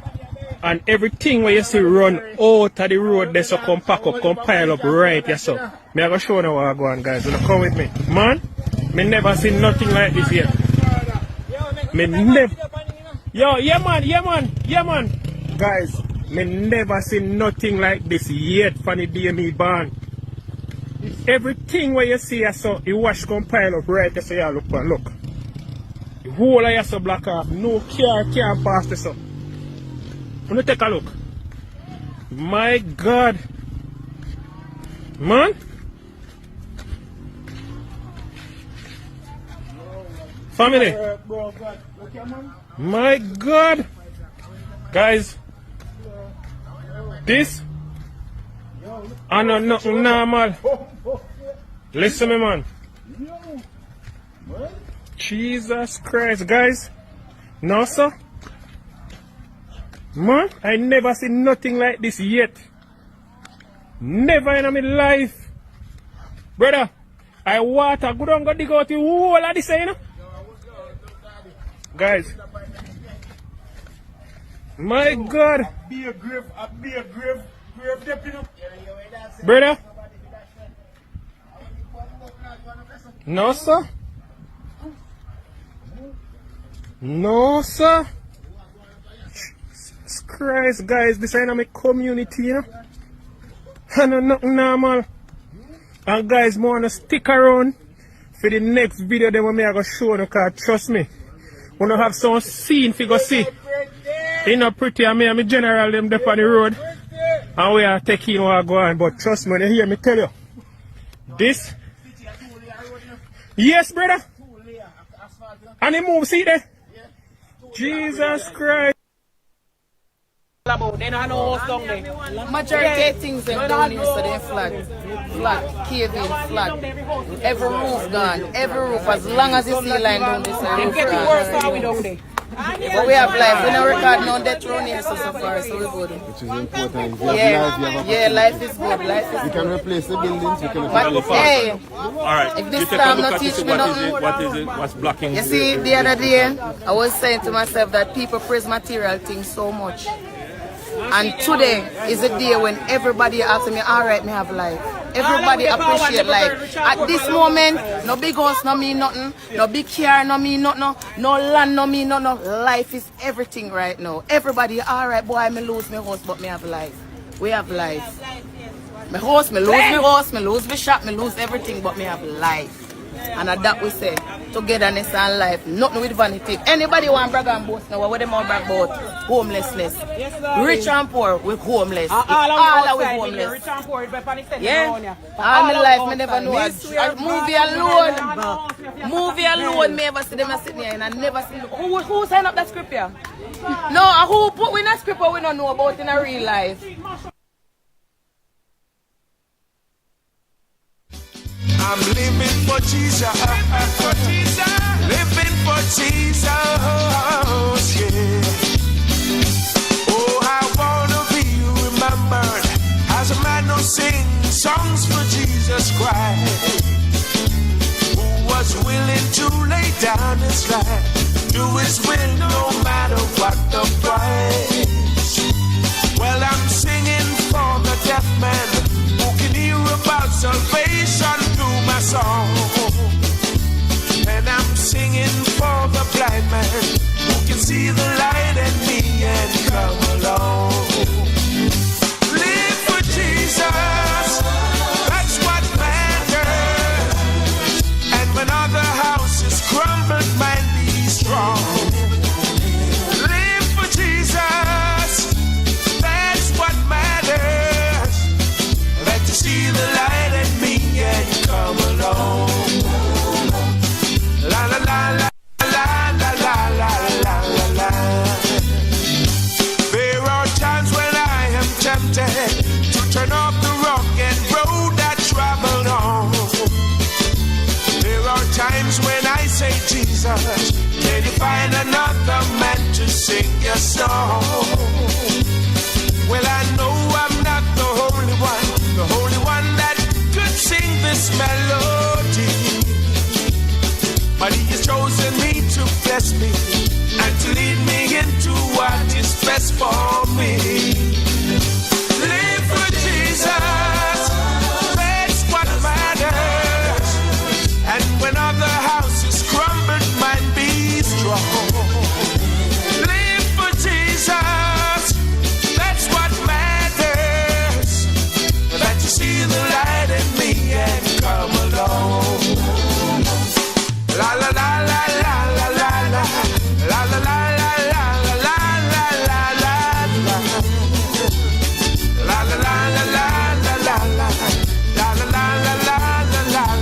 la la.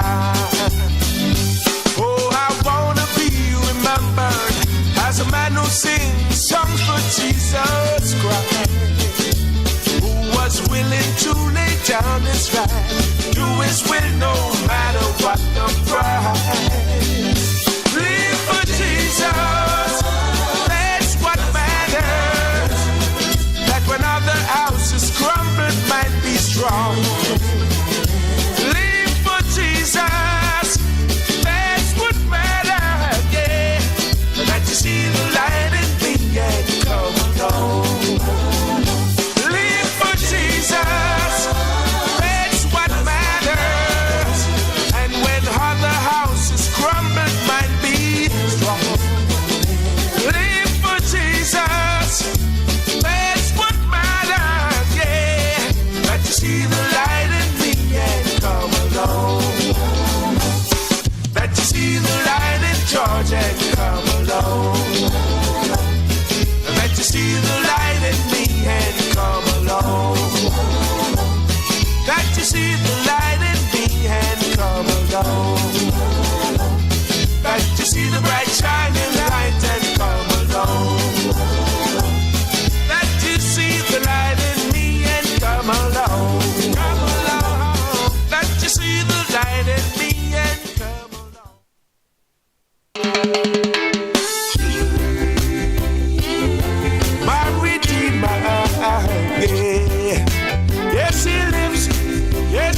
lives forever again. Who taught the sun where to stand in the morning? And who taught the ocean you can only come this far? And who showed the moon where to hide till evening? Whose words alone can catch a falling star? Well, I know my Redeemer lives, and I know my Redeemer lives. Let all creation testify is risen and alive, and I know my Redeemer lives. The very same God that spins things in orbit runs to the weary, the warm and the weak. And the same gentle hands that hold me when I'm broken, they conquered after bringing victory. Yes, I know my Redeemer lives, and I know my Redeemer lives. Let all creation testify He is risen and alive, and I know my Redeemer, He lives to take away my sins, and He lives forever, I proclaim, to protect me from my sin. His most precious life He gave, but now He's alive.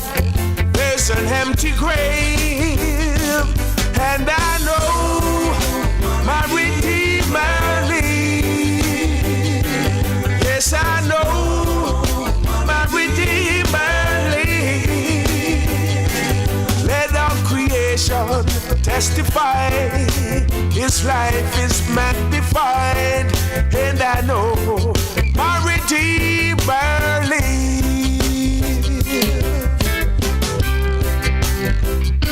Oh yes, it lives. I can testify now. Why again? Who taught the sun where to stand in the morning? And who taught the ocean you can only come this far? And who showed the moon where to hide till evening? Whose words alone can catch a falling star? That's why I know my Redeemer lives.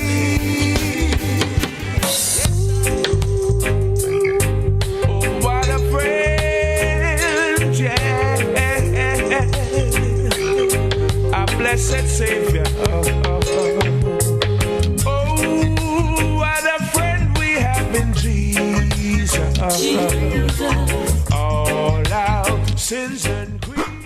It's the Everybody Sale at New Budget Supplies. Do-it-yourself professionals and contractors. This is the sale for you. Lumber, steel, dress and form ply, water tanks, pumps, PVC pipes and fittings, toilets, bathtubs, vanities and basins, windows, paint, doors, floor and wall tiles, thin sets and grout. Up to 20% off selected items. 195 Hagleyburg Road. Telephone 923-4560. New Budget Supplies. Always the best prices.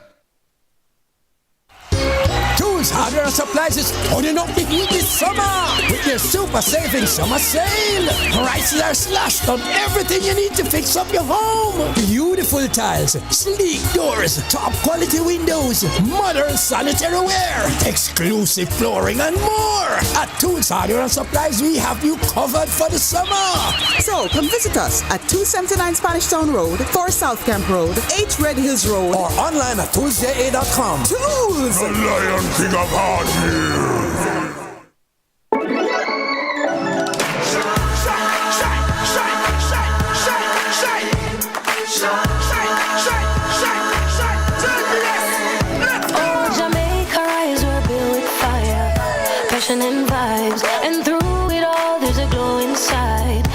keep her shine alive. From the market to the factory floors, from the hillside green to golden shores. We're reaching heights, our energy that lights the sky. JPS, powering what matters.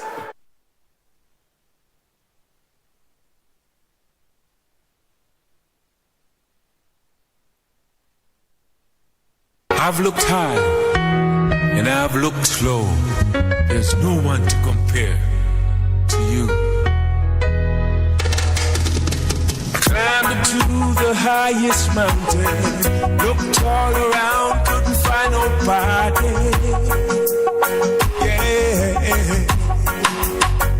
Went down into the deepest valley, looked all around, couldn't find nobody.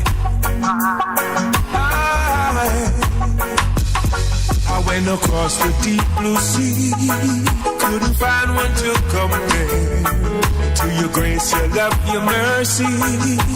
Nobody greater than you. Lord of mercy, searched all over, couldn't find nobody. I looked high and low, still couldn't find nobody. Nobody greater, nobody greater, nobody greater than you. Lord of mercy, searched all over, couldn't find nobody. I looked high and low, still couldn't find nobody. Nobody greater, nobody greater, nobody greater than you. Nobody greater, nobody greater, nobody greater than you. Yeah, I searched all over, couldn't find nobody. Looked high and low, still couldn't find nobody. Yeah. Nobody greater, nobody greater, nobody greater than you. Lord of mercy, nobody greater, nobody greater, nobody greater than you.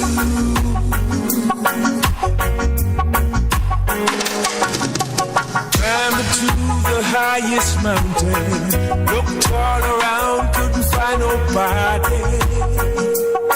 Yeah. Went down into the deepest valley, looked all around, couldn't find nobody. I went across the deep blue sea, couldn't find one to compare to your grace, your love, your mercy. Nobody greater than you. Lord of mercy, searched all over, couldn't find nobody. I looked high and low, still couldn't find nobody. Nobody greater, nobody greater, nobody greater than you. Lord of mercy, searched all over, couldn't find nobody. I looked high and low.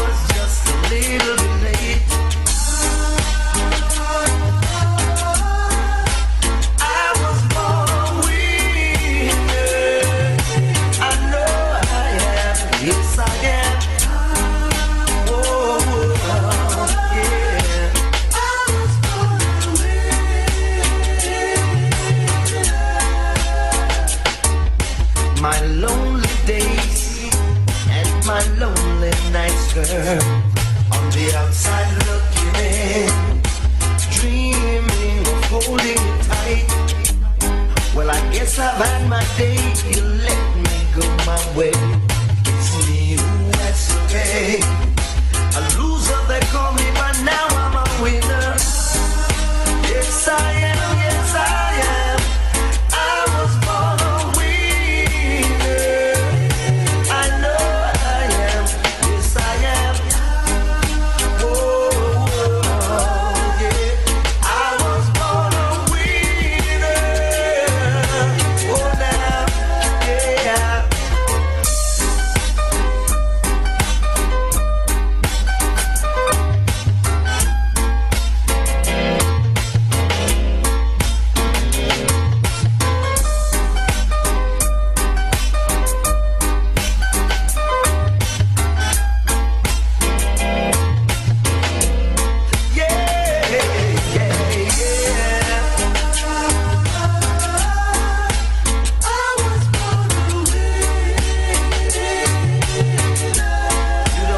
Tell me 'cause I know.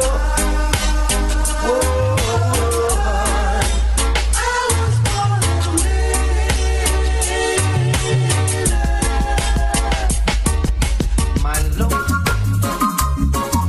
Ooh, yeah. There's so much I wanna say to you, yeah.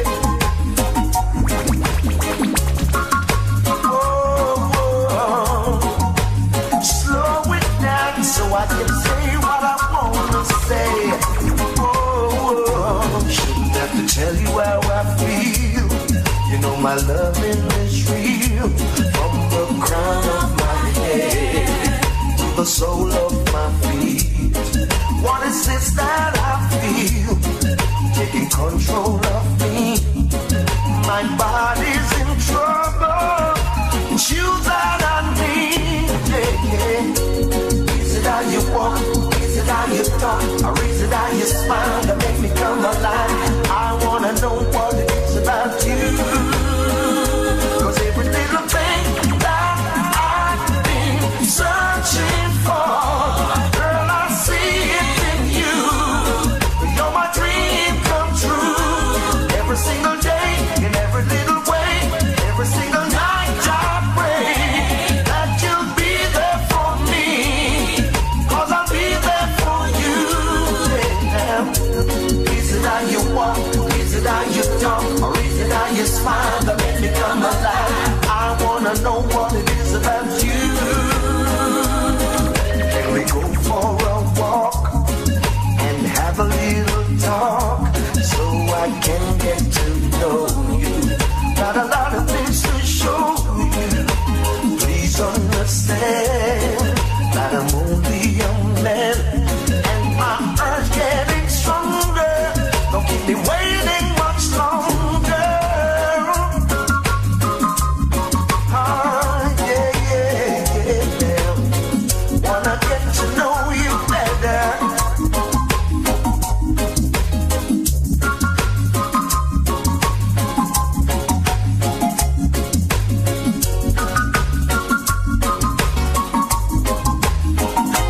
Shouldn't have to tell you how I feel.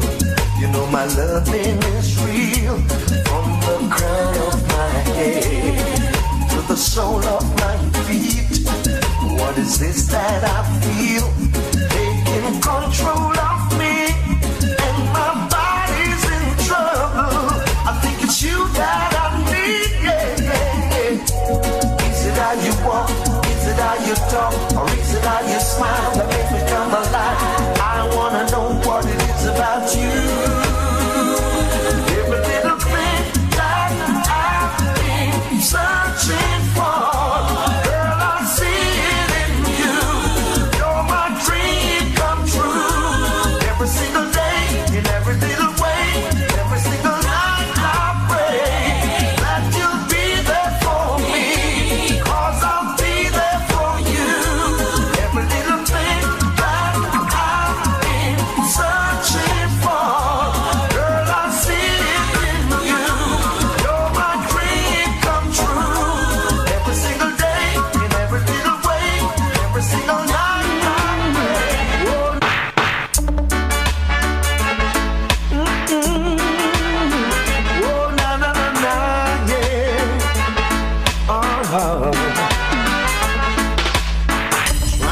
get your attention.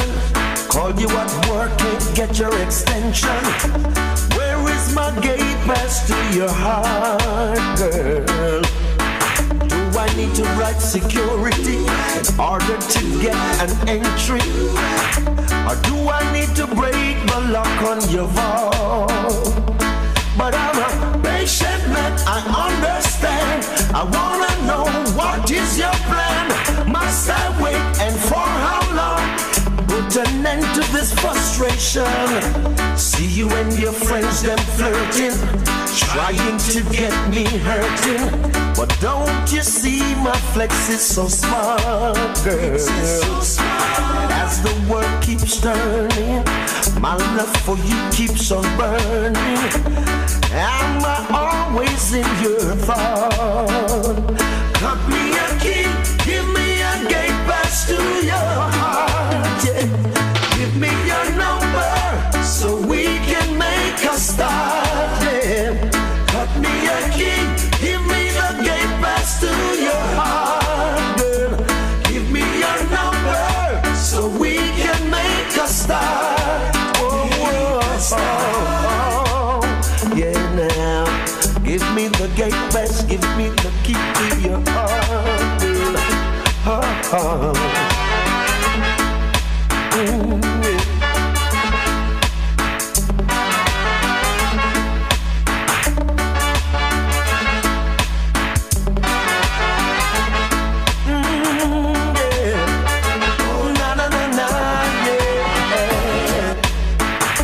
To get your attention, girl, call you at work, can't get your extension. Now where is the gate pass to your heart, girl? Do I need to write security in order to get to your entry? Or do I need to break the lock on your vault? But I'm a patient man, I understand. I wanna know what is your plan. Must I wait and for how long? Help me end this frustration. See you and your friends, them flirting, trying to get me hurting. Don't you see my flex is so smart, girl? So smart. As the world keeps on turning, my love for you, it keeps on burning. Am I always in your thoughts? Just cut me a key, give me a gate pass to your heart, girl. Give me that number so we can make a start, yeah. Cut me a key, give me a gate pass to your heart, girl. Give me that number so we can make a start. Whoa, whoa.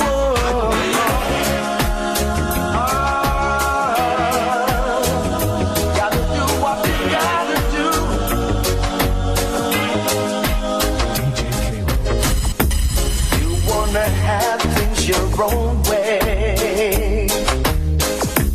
Don't give a damn what you do or say. Don't even listen, maybe you don't care. Now you're going astray, girl. How long will it take you to change your ways? This crazy living night and day. So if you wanna go, you must go. And if you wanna stay, come my way. If you wanna go, you must go. And if you wanna stay, come my way. If you wanna go, you must go. And if you wanna stay, come my way. If you wanna go, you must go. And if you wanna stay, come my way. Instead of fussing every day, why don't you kneel down and pray? Sometimes it's best to look the other way. Life could be better one day. How long will it take you to change your ways? This crazy living night and day. But if you wanna go, you must go. And if you wanna stay, come my way. If you wanna go, you must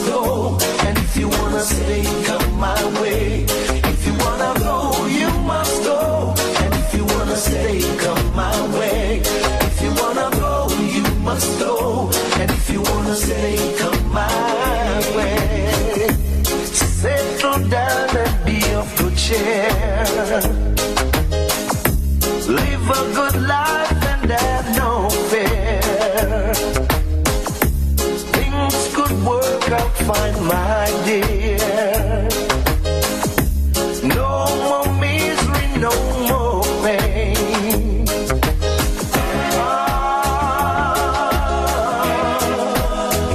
Got to do what you gotta do, 'cause I'm gonna do it too.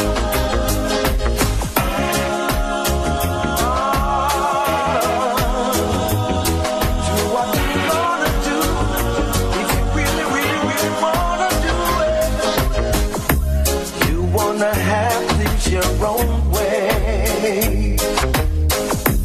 Don't give a damn what you do or say. Won't even listen, maybe you don't care. Now you're going astray. How long will it take you to change your ways? This crazy living night and day. So if you wanna go, you must go. And if you wanna stay, come my way. If you wanna go, you must go. And if you wanna stay, come my way. If you wanna go, I'm thinking of better days, throwing all my fears away, listening to what my father says. Oh dear Lord, the road gets rough sometimes. We must seek and we will find. Yes, there'll be some better times, but only if we try. Little things we do and things we say can change our lives in many ways. Be wise whenever we make a choice. Gotta live with them for the rest of our lives. I'm thinking of you and me, and how this world could be. Peace, love, and harmony. Oh, dear Lord, I pray. Ooh,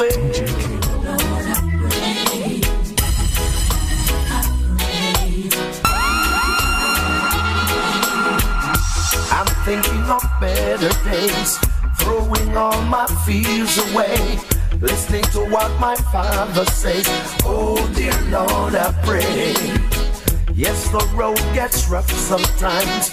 We must seek and we will find. Yes, there'll be some better times, but only if we try. Little things we do and things we say can change our lives in many ways. Be wise whenever we make a choice. Gotta live with them for the rest of our lives. I'm thinking of you and me, and how this world could be. Peace, love, and harmony. Oh dear Lord, I pray. Oh, look at me today, humble servant giving praise, thanking you for all your grace. Oh dear Lord, I pray for your love and us. I pray today, keep us strong in every way. Guide us with your mighty hands, keep us free from those evil ones. Guide and protect us, keep us strong, yeah. Oh yes, I'm thinking of better days, throwing all my fears away, listening to what my father say. Oh dear Lord, I pray. Though the road gets rough sometimes, we must seek and we will find. Yes, there'll be much better times, only if we try. Little things we do and things we say can change our lives in many ways. Be wise whenever we make a choice. Live with that for the rest of your life. I'm thinking of you and me, and how this world could be. Peace, love, and harmony. Oh dear Lord, I pray. Now look at me today, humble servant giving praise, thanking you for all your grace. Oh dear Lord, I pray for your love on us today. I pray, keep us strong in every way. Guide us with your mighty hand, keep us from the evil ones. I pray every day. Now, hear this. Things we say can change our lives in many ways. Be wise whenever we make a choice. Deal with that for the rest of your life.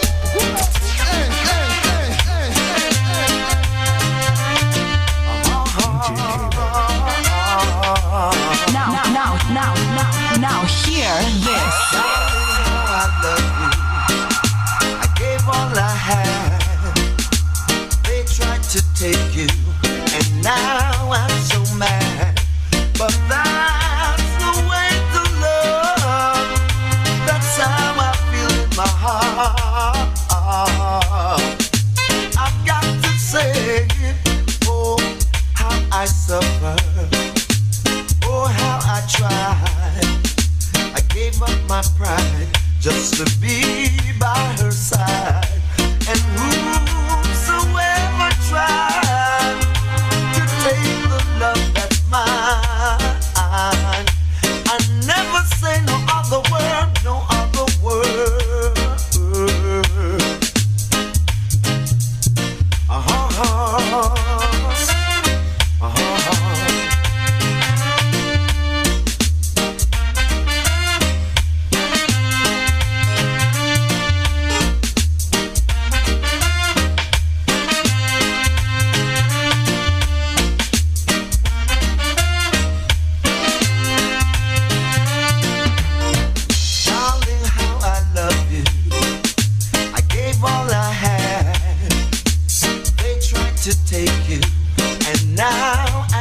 Mad, but that's the way to love.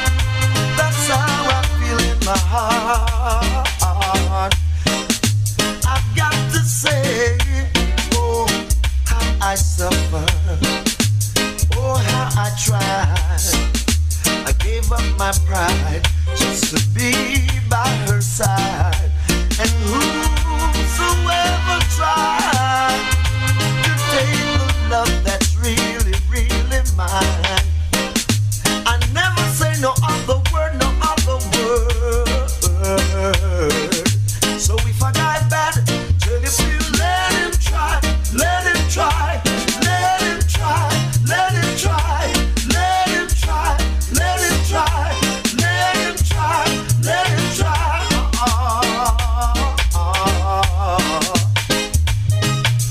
Let him try. Let him try. Let him try.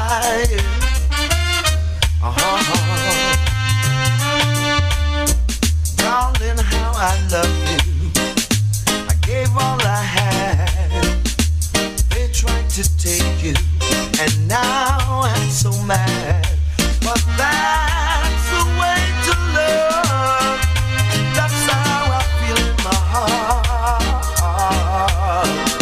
And if I die back, then you say, let him try, let him try, let him try, let him try, let him try, let him try, let him try, let him try.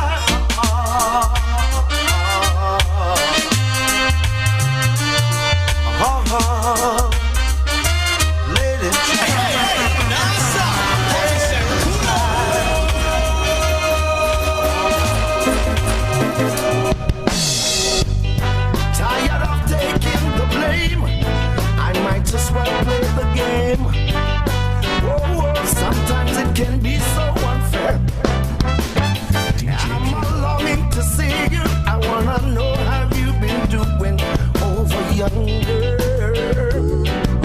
Oh well, yeah. I'm gonna catch this flight, and when I reach my destination, hope you'll be smiling, longing to see me. I thought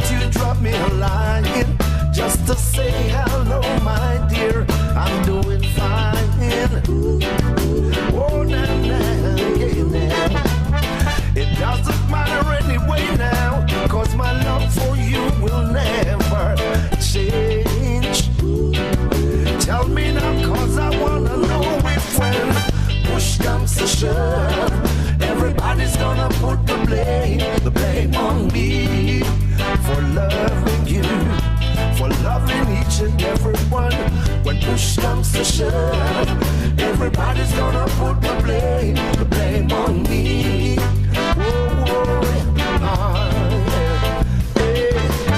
I had your number in my diary, but as soon as I get home, it has been changed. No way,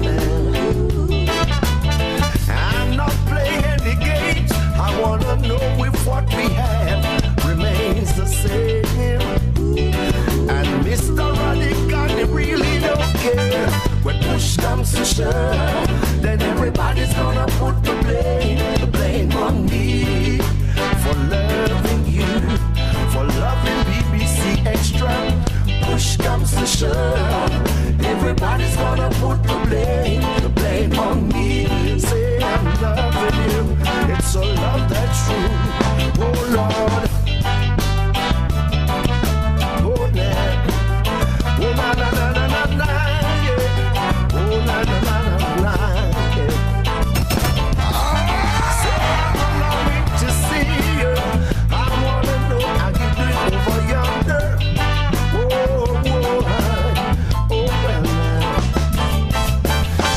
I'm longing to see you. I wanna know how you've been doing over yonder. Oh well.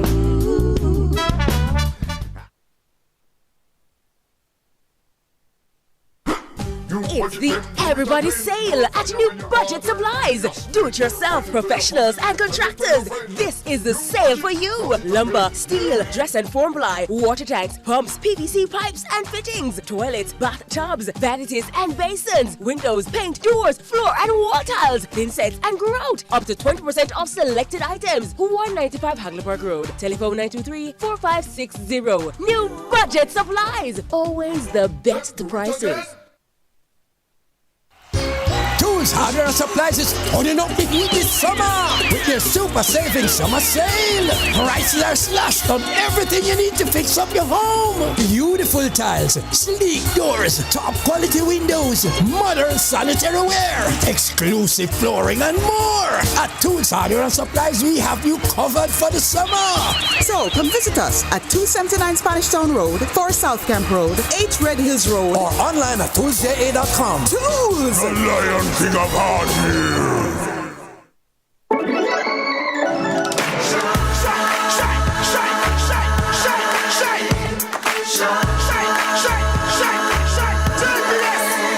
Oh, Jamaica eyes were built with fire, passion and vibes, and through it all there's a glow inside. Let's keep our shine alive. From the market to the factory floors, from the hillside green to golden shores. We're reaching heights, our energy that lights the sky. JPS, powering what matters.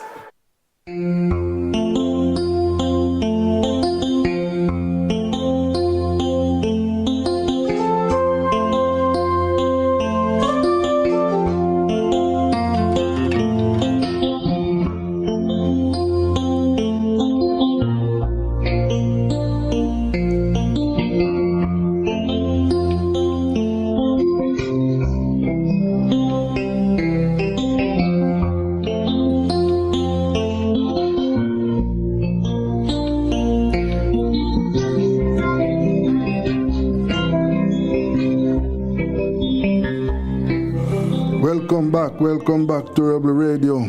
Yes, and you know, we have to keep you informed, because you have to remember one thing, that we are Caribbean people.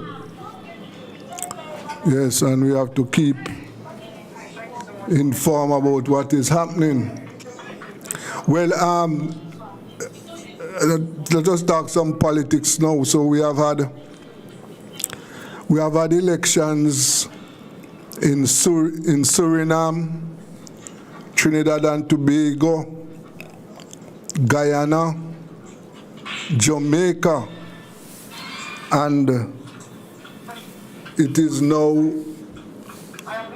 election time is coming up again now in St. Vincent. Yes, Dr. Ralph Gonzalez announced elections for November. I don't remember the date, but I know November starts tomorrow. So we'll have another election in the Caribbean this year. I have with me Attorney at Law Jomo Thomas, and he is very active and knows what is happening in that part of the world. Good evening, Jomo. How are you today? My brother, good afternoon. Good afternoon to you. Good afternoon to your listeners. Before we go any further, I want to express my care, my concern, my condolences, my sympathies for the tragic events of the last few days with the passage of Hurricane Melissa. Yes, sir. I know Jamaica is going through a difficult time now. I think you have an island-wide state of emergency.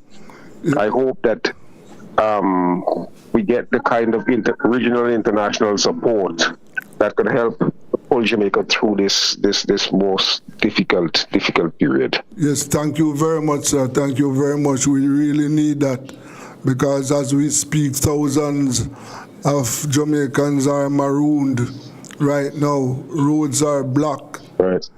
People need water, food, and medical supplies. So we thank you very much for your concerns. Yes.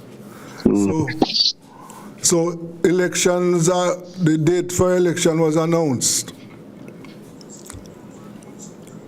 Yes. The elections have been announced. Prime Minister Gonzalez prorogued Parliament on Tuesday. Yes. And the elections were announced for November 27th. Okay. Nomination day is November 10th.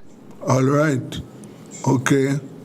So the parties I know the parties were on the campaign trail already, but they are now fully loose. Oh, yes. Yes. Fully, yes. Both parties have announced their full slate of candidates for some time. Mm-hmm. The opposition Democratic Party has been going around. They announced their full slate about almost a year ago, if not a year ago. Yes. And they've been holding a series of meetings across the country. Mm-hmm. The ULP was busy doing one program after the other, fixing roads, fixing clinics, putting on different shows. We had the Emancipation Cricket Festival, and tomorrow we're having another cricket. Legends of cricket. I think your own Courtney Walsh is coming in. Ambrose coming in to play with the Legends, and they're playing against the international 11, the World 11. Mm-hmm. So government is spending a lot of money. The ancient Roman poet Juventus said, give them sports and give them bread. Mm-hmm. They can never get enough sports, and they will never get enough. They can never get enough sports, and they will never have enough bread.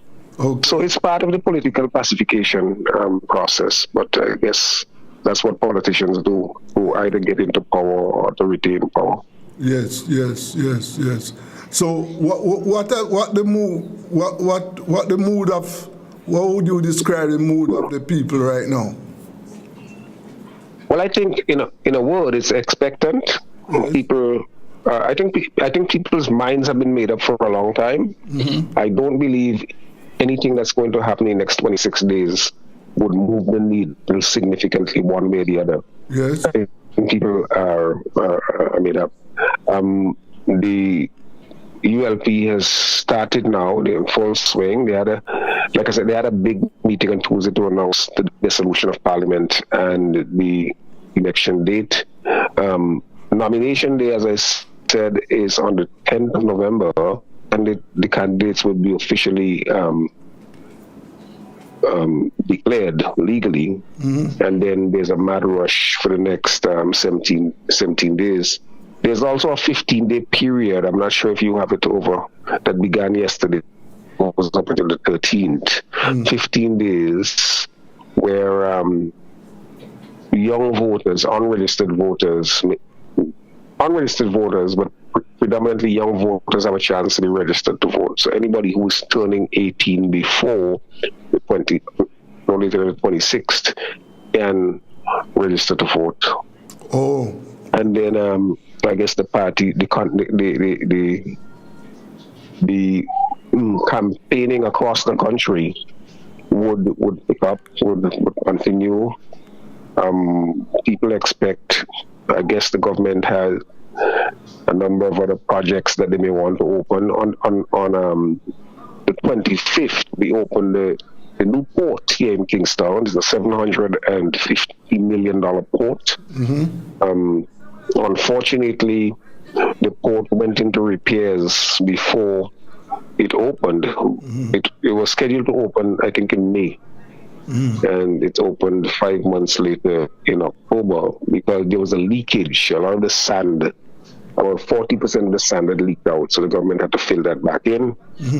Port is now open, but I believe that they have a number of other projects in addition to just campaigning and laying out their policies and plans. They are going to move rapidly to campaign, to go to the people, to try to convince people that the ULP is deserving of a sixth term. You know, the Unity Labour Party under Prime Minister Gonzalez has won 5 times on the trot. Yes. They're looking for a 6th victory. The opposition, New Democratic Party, is hoping to break the Gonzalez spell over the country.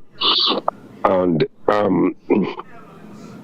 they seem to be, their campaigns seem to be much more organized. I'm talking here about the opposition, much more organized, much more focused. They seem to be better financed. Both parties have a significant social media presence. So there are now campaigns and billboards and posters are going up.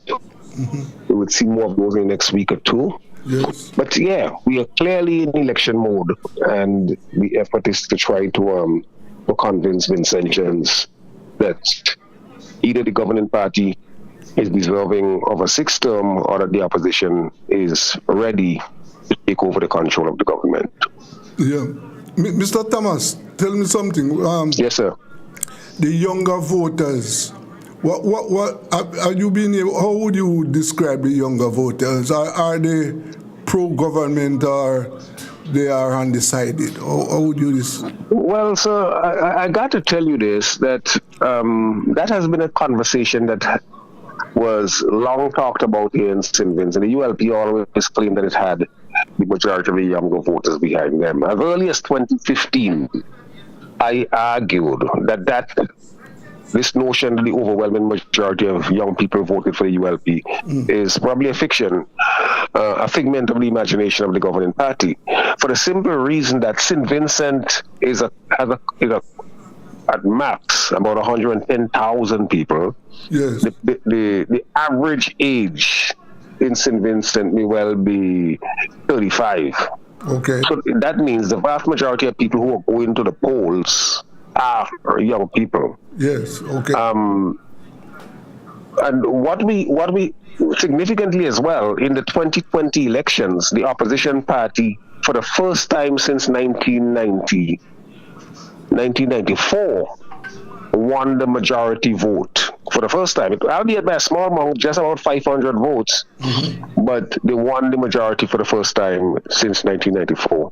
So I think that the country is split down the middle. The opposition party won like about 51% of the votes, 50.70% of the vote, and the government, current governing Unity Labour Party, won like about just over 49%. So the country is clearly deadlocked. It's split down the middle in terms of the division of voters for either party. Yes. I think that it's difficult to say which party has the edge, but I think that by virtue of the fact that the opposition won the majority vote last time, they may well be claiming bragging rights for having the edge over the young people simply because the country is overwhelmingly young people. Okay. And the government has a majority of how many seats in Parliament? What is it? Right, there are 15 seats in the Parliament. The government has 9, one of which it won by a single vote last time, and the opposition has 6. Okay. I think the opposition, as we stand now, is impregnable in their 6. I don't think there's any real challenge that the governing party could unseat any of the 6. Yeah. There was one seat in the Southern Grenadines where the government thought that it might have a chance after the passage of Hurricane Beryl. I'm not so sure. It would be almost a miracle for them to win that seat. And so the opposition has 6. The opposition is essentially looking for 2 more. Yeah. They fancy their chances in at least 3.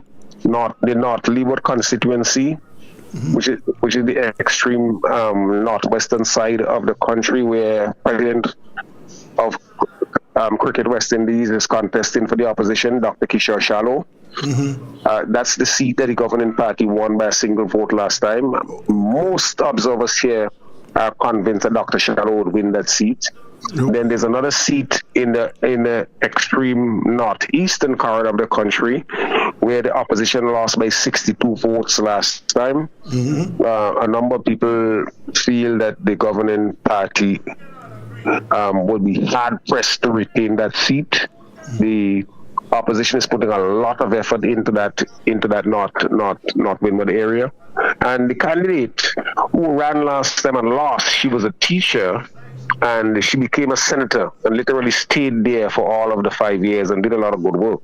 So I think that she's going to do very well. It's difficult to call because that seat is right next to the Prime Minister's seat. North Central Windward, the Prime Minister's seat boundaries that, and the Prime Minister won by, I think, 1,972 votes last time, almost 2,000 votes.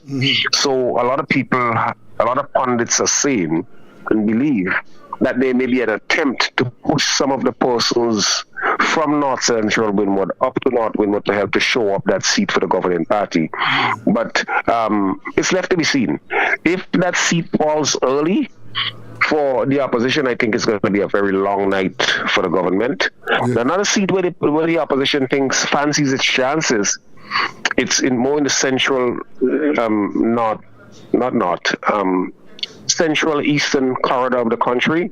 The seat is called South Windward. Yes. The Unity Labour Party in 2015 won that seat by 759 votes. In 2020, they won by 227 votes. Yes.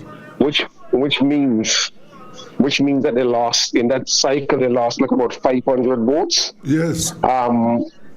So it's going to be interesting to see what happens if they can hold on. It's a seat that is traditionally Labour, but it has shifted radically over the last 5 years. Yes. So we shall see. Yes. So if the opposition snares those 3 seats, we may have a flip of the government. We may have a flip of the government where the opposition would form the government with probably 8-7 or 9-6, a 9-6 majority, parliamentary majority. Yes. But as usual, I know that the incumbent has a lot of... Oh yes, the incumbent always has a lot of power, a lot of authority. You know, I spoke with one opposition supporter who is a businessman, and he did say that Prime Minister Gonzalez is an election genius. I don't think anybody in St. Vincent doubts that. This is a man who has won 5 seats 5 times in a row. He's going to pull out all the stops to try to get a 6th term. But whether he's going to make it this time is anybody's guess. But if you were to ask me as a keen observer, I think that there's a real chance that the ULP will be voted out of power. Okay, yes, and I think if I can add one other thing, I don't think that the government can really say that people's conditions are better now than they were 5 years ago. Yes. I don't think they can say that at all. And because they can't say that, the cost of living is exponential. Crime is a major problem. Official corruption is a major problem. Government insensitivity in some of the things. I mean, the Prime Minister talked about publicly, which got a lot of pushback. Oh, my son had a yacht. He now has a catamaran. He now has a bigger one. So it's the thing is, what is being shown is that there's, and the opposition I think has raised this point, that St. Vincent is a country for the for government ministers, the friends of government ministers, and the foreign supporters of government ministers. And that a significant percentage of the Vincentian population is left out. Yes. So that is the campaign, and it's going to be interesting to see. But unless something dramatic happens in the next 26 days, if I were a betting man, I would bet the opposition would form the government. Yes. What would you say are some of the major achievements of this government over 5 terms in office? What would you say? Right. If you're looking at 5 terms, and this is how the government is casting its campaign, look, we have done a lot, and therefore we need to be allowed to do more. A number of other people have said, no, it's a term by a term. Let us check to see what you did over the last 5 years. And as I said, some people are saying that people's lives are not better. But if you look over 5 years, if you look over the last 5 terms, the 24 years that the government has been in power, I think they can point to the construction and opening of the Argyle International Airport. They can point to the project, the port modernization project, which I said was just open. The international airport was like about $1 billion, Eastern Caribbean dollars. The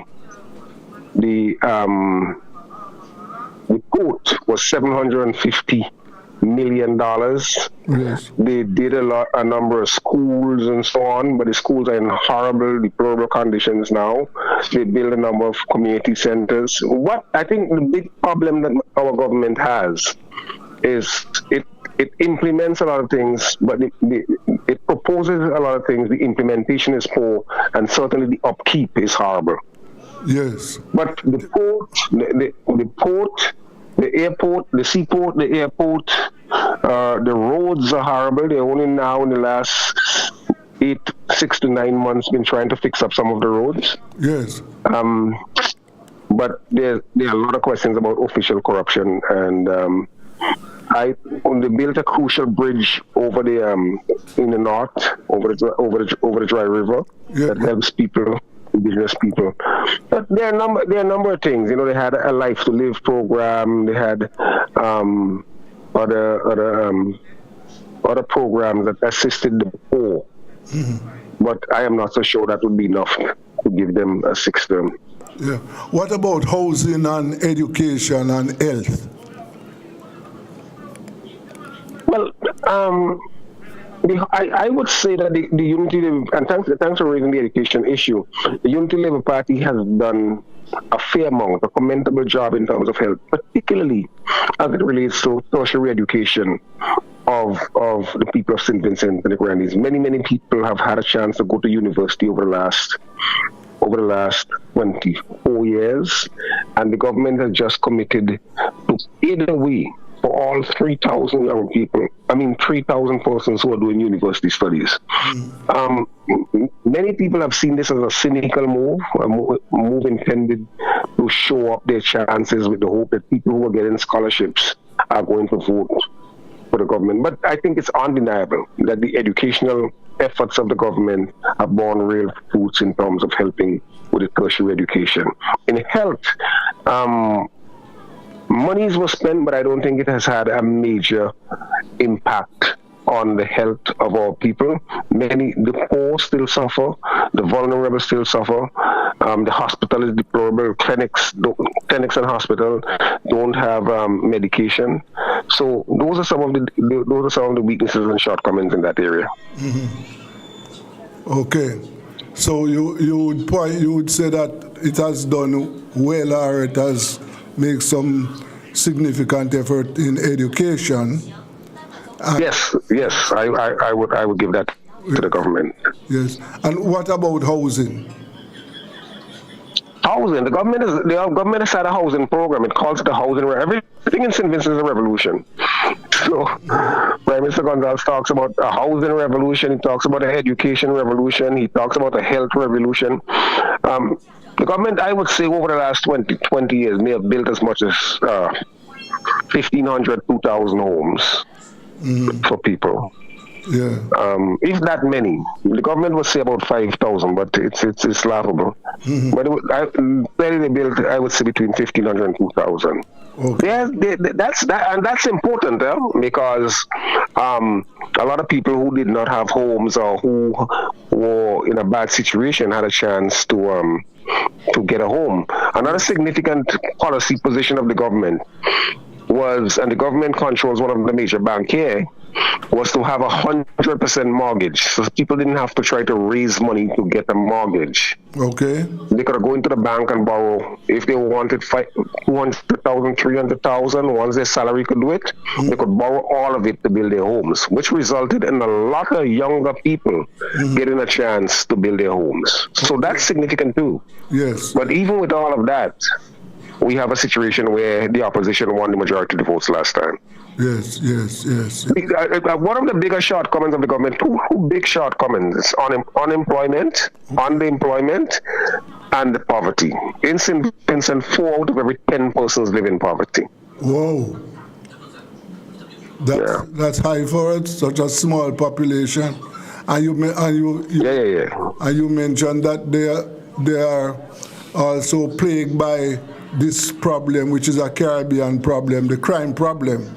Crime, yes. Over the weekend, we just celebrated our independence, 46th anniversary of independence, and over that weekend, 4 persons died violent deaths. Wow. Two of them were beaten to death and carried up in the mountain area, and the other 2 were shot. Yes. Is it a situation where you have gangs part of the crime problem? Yes. I think the Deputy Assistant Commissioner in charge of crime has said that we have gangs, and people in the know, people who are keen observers, know that we have gangs. Okay. It's a lot of tough warfare, fighting over drugs, fighting over some other petty personal grudges and so on. Yes, and I know that is a problem because that is most of the participants in that crime problem are the young people, and oh yes. That is not good at all. I mean, over the last 13 years, yes, over 500 young men and a few young women have been murdered. Well, have been homicides. We have had over 500 homicides. Yes. Wow, that is very, very bad. Well, in a very small country. I mean, we rank in the top 3 in the world for homicides. Yes. Well, as you say that the campaign is now in full swing. Full swing, my brother. So in another 3 weeks, we will know what the results. In another 3 weeks, yes, we will know. Yes. So let us see what is going to happen. Thank you very much for your time. Okay. All the best. Good. Take care. And again, my sympathy and my care and concern for my brothers and sisters. We are kith and kins in this region. So my care, my concern, my sympathies go out to my Jamaican brothers and sisters. Okay, sir. Thank you very much. That was Mr. Jomo. All the best, brother.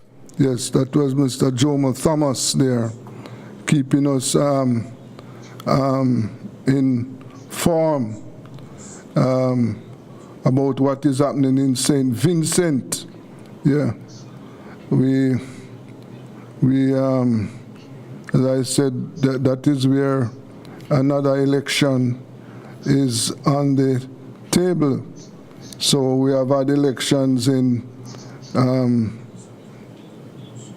Suriname, Guyana, Jamaica, Trinidad and Tobago, and now St. Vincent. Yes, let us see what is going to happen down there. Prime Minister Dr. Gonzalez is going for his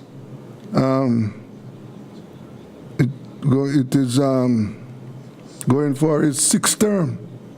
Yes, let us see. Let's take a break now. This is Rebel Radio.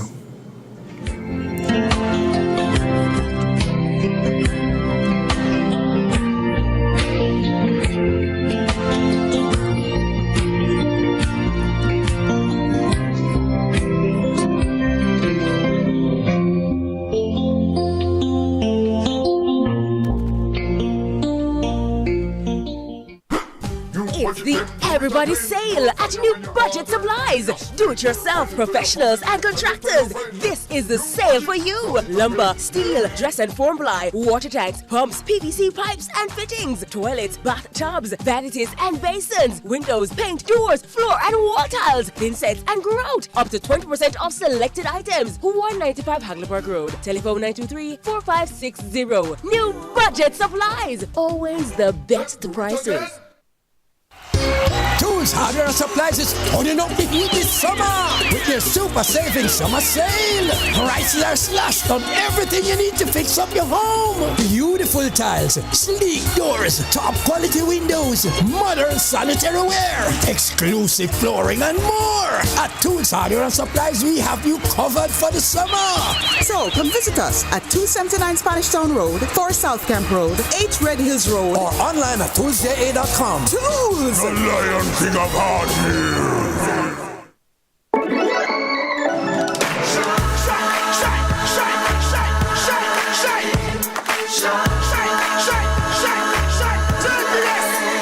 Oh, Jamaica rise, we're built with fire, passion and vibes, and through it all, there's a glow inside. Let's keep our shine alive. From the market to the factory floors, from the hillside green to golden shores. We're reaching heights, our energy that lights the sky. JPS, powering what matters.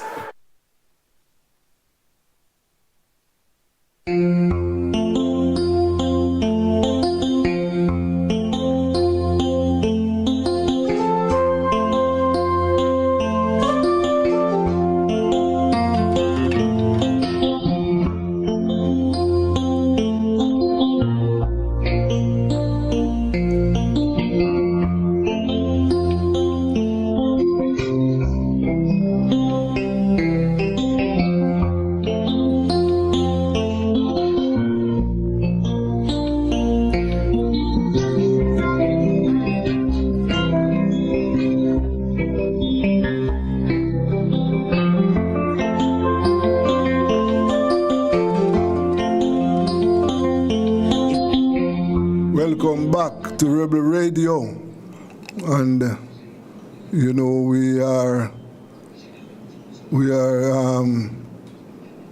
as we stay keeping you informed on what is happening.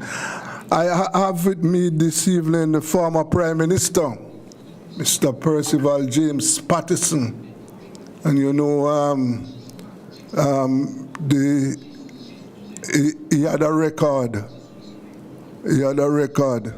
He set a political record, and I think it has been broken. Good evening, Mr. Patterson. How are you, sir? I'm fine. Okay. By the way, the record hasn't been broken.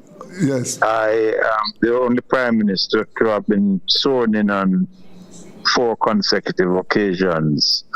The party I led enjoyed 4 terms in office, of which I was the leader for 3. So let's begin by getting the record straight. Right. So that the PNP still holds that record.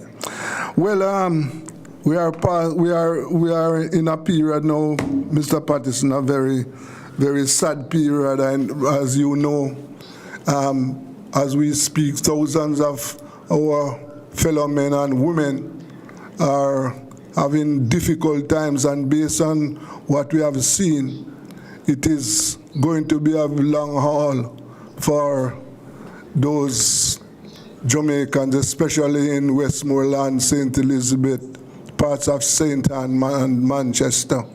It is going to be very difficult. I see you indicated that what we need to do now is to unite and try and build back as best as we can. But what are your thoughts? Yes. By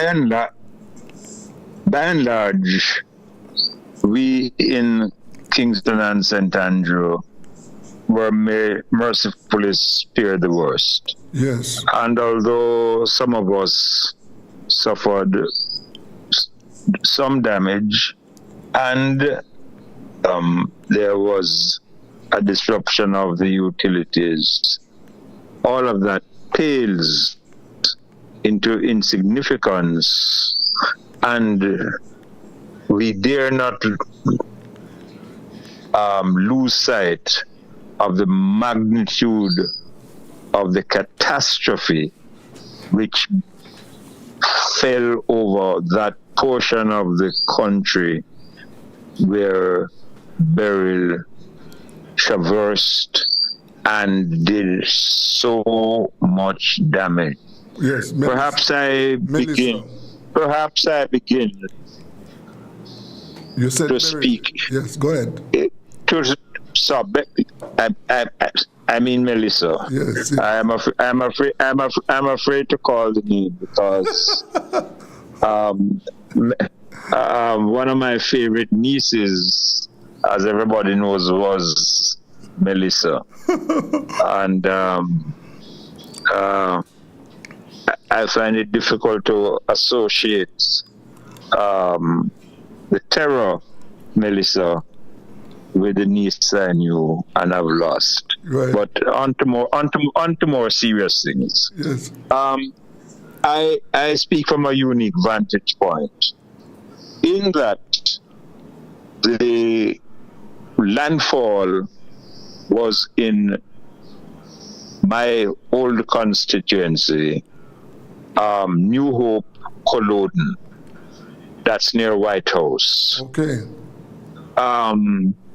Everyone tells me that no matter what pictures we have seen and what videos have been transmitted, they bear little comparison to the reality of what is on the ground.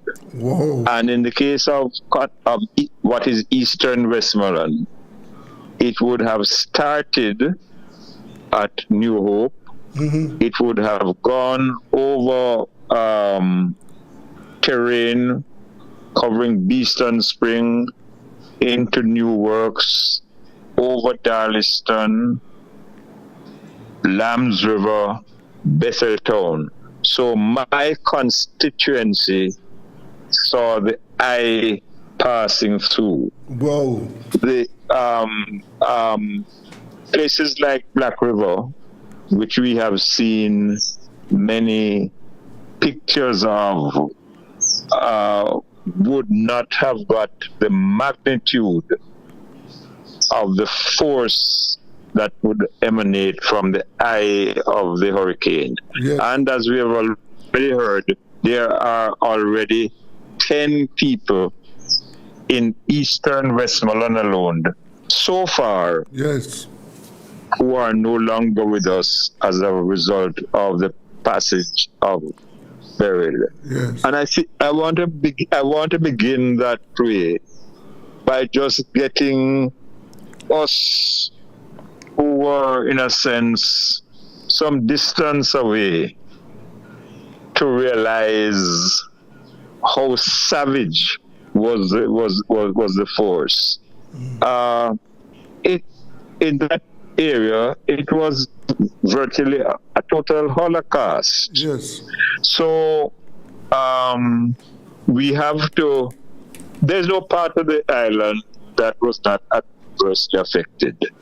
And we have to address those portions in accordance the customary practices that we have developed. But the central point I want to make is at the level of the disaster and what is going to be required, not just to repair and restore, but to build what is sustainable, is going to require a national effort. Yes. That begins with the major political parties, but it is not confined to them. Yes. It has to expand, obviously, to include the private sector in its entirety. And by the private sector, I mean not only large enterprises, I mean medium and small size business. Yes. It is going to require a national effort that has to involve our workers, in particularly those in the tourism areas and those who live in the areas that have been most affected. It is going to have to involve our engineers or architects. So what the government has a lead responsibility, and I see some subcommittees of the cabinet have already been created and announced. I want to be very, very clear that we are not talking about any parallel effort. We are talking about an effort which involves total national involvement, including very much what we all speak about all the time, the ordinary man and woman on the street, because that reconstruction that we are going to have to do is going to require some changes of our mindset. Yes. It is going to require new planning and building regulations that are going to have to be enforced. Yes. When you have Beryl a year ago being followed by Melissa as what is being described as the storm, as the hurricane of the century, yes, taking place in such a short time, we have to realize that we can no longer be expecting hurricanes that make landfall in Jamaica once every 37 years, yes, between Gilbert and now. And we also have, don't forget, we are in an earthquake zone. So whatever we are going to be constructing, certainly for the medium and the long term, needs to be re-examined totally. Yes, sir. And there's an immediate relief effort that has to be undertaken. I hope it will be done in a consultative form. As I have said, the hurricane doesn't distinguish between constituencies of one or another. In fact,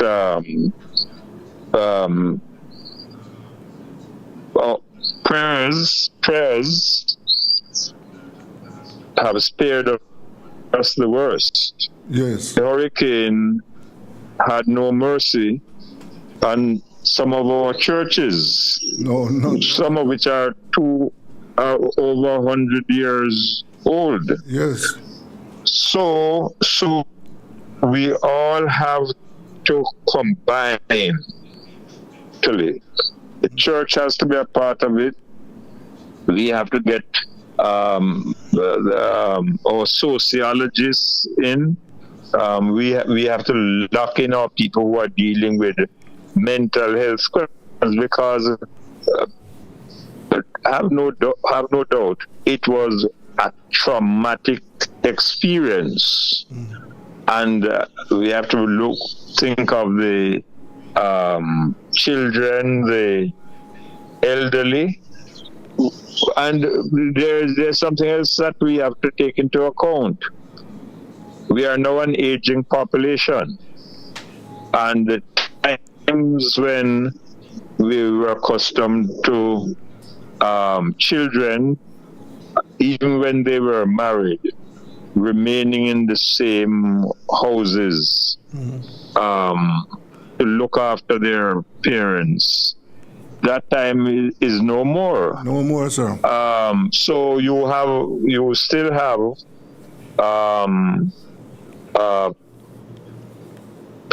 situations where persons are living in a home.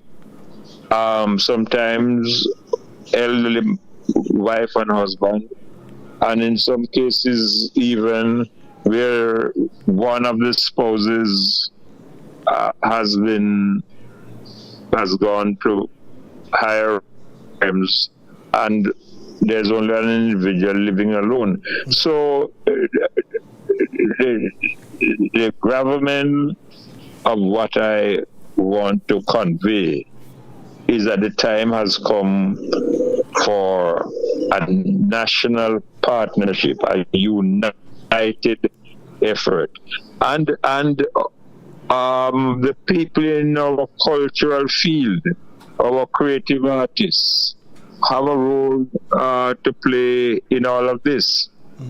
Because there's no group more effective in helping us to send a message that has to be conveyed, that we are all Jamaicans, we are all in this together, and we have to work together as one united people to build a Jamaica that is resilient and that can withstand future disasters, which are likely to become even more frequent than we are ordinarily accustomed to. Yes. Well, yes, Mr. Pattis, you made several serious points here, and one of them is how we approach the reconstruction process. That we have to, as you indicated, that we have to look at our building structure, and I'm in total agreement with you that rebuilding, that we'll have to look at different methods. It's also to do with the design of the buildings, yes. Where they are positioned, dependent on the direction on which the winds usually come.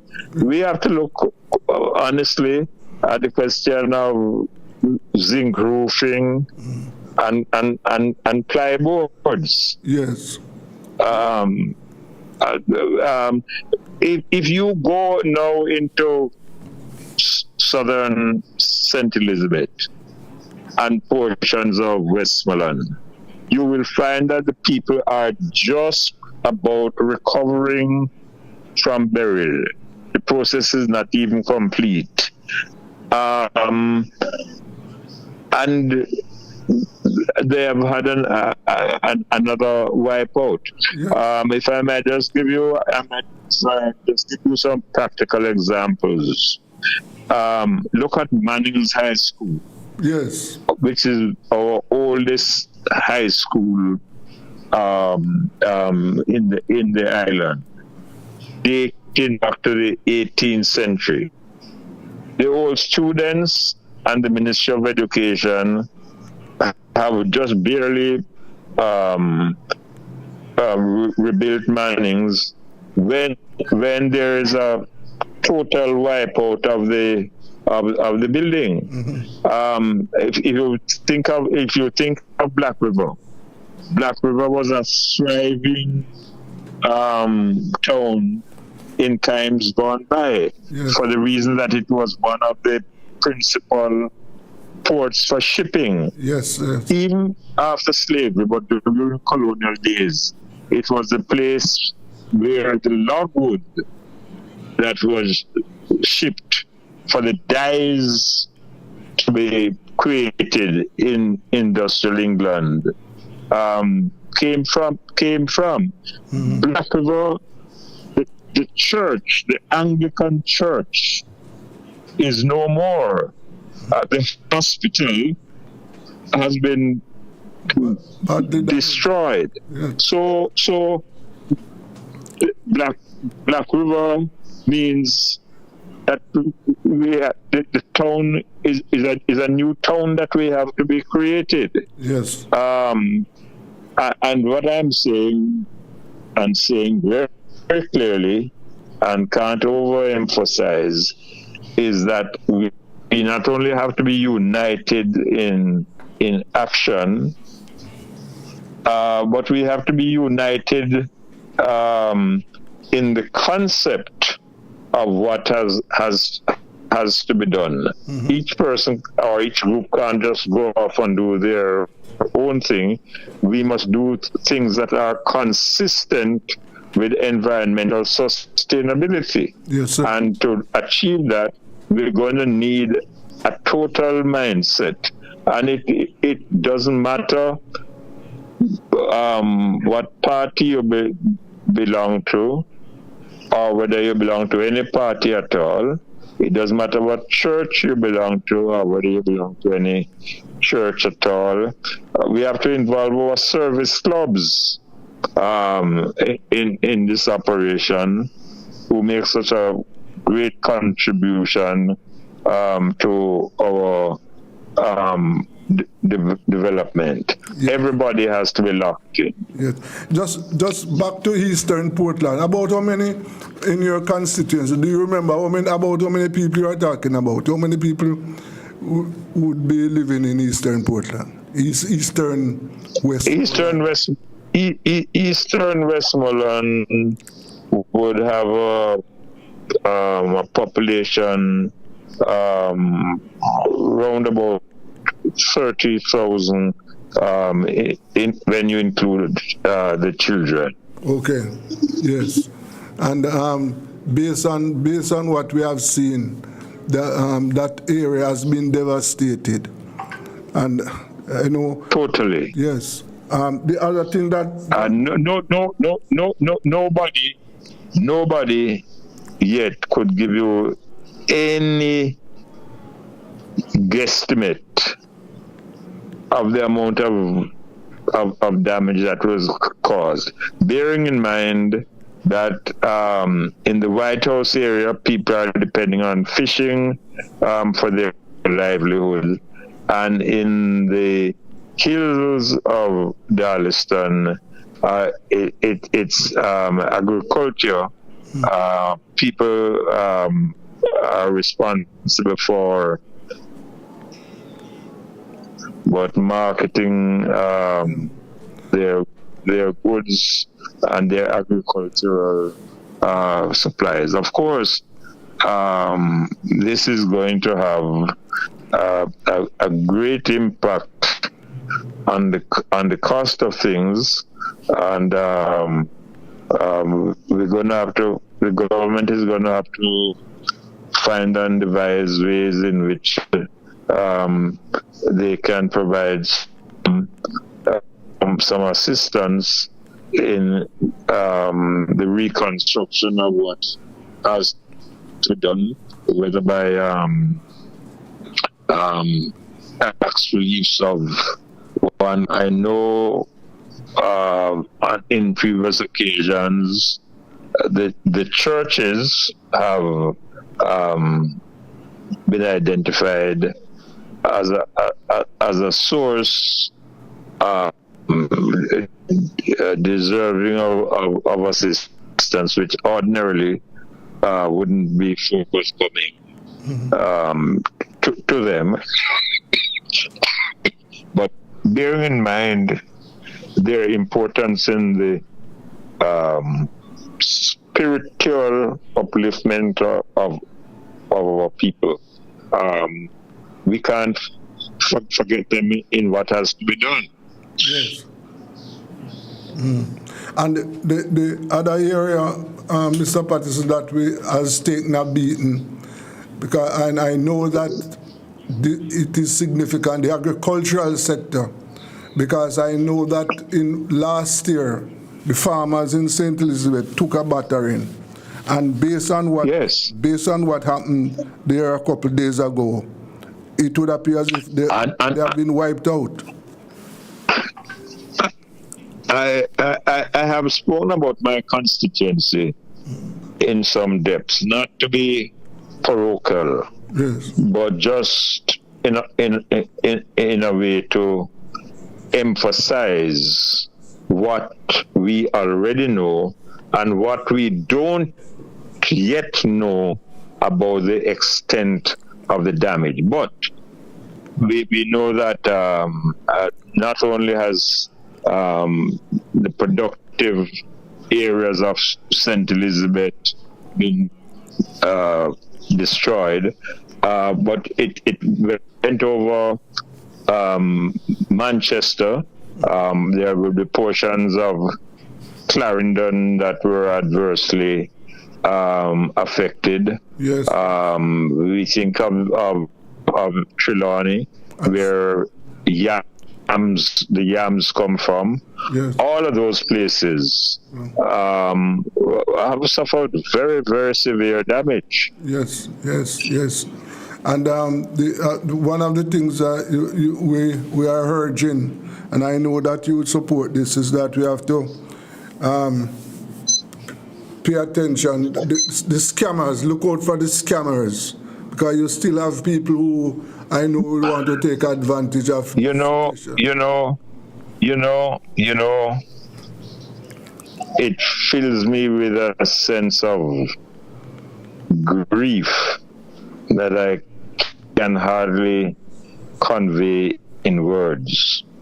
When I see in a disaster such as this, people breaking in and stealing and simply engage in acts of destruction, for example, to our utility facilities. So this is why I'm saying everybody has to be involved in this. But as much as I agree about this, you see instances where, in accordance with the best of the Jamaican traditions of neighborliness, people have gone at great personal risk to rescue and assist those who are desperately in need. Yes, sir. And I say all power to them, and I wouldn't want to close this without saying thanks to the people on the front line, the team from ODPEM, the people who manage our shelters, the people in our hospitals who look after the homes for the elderly,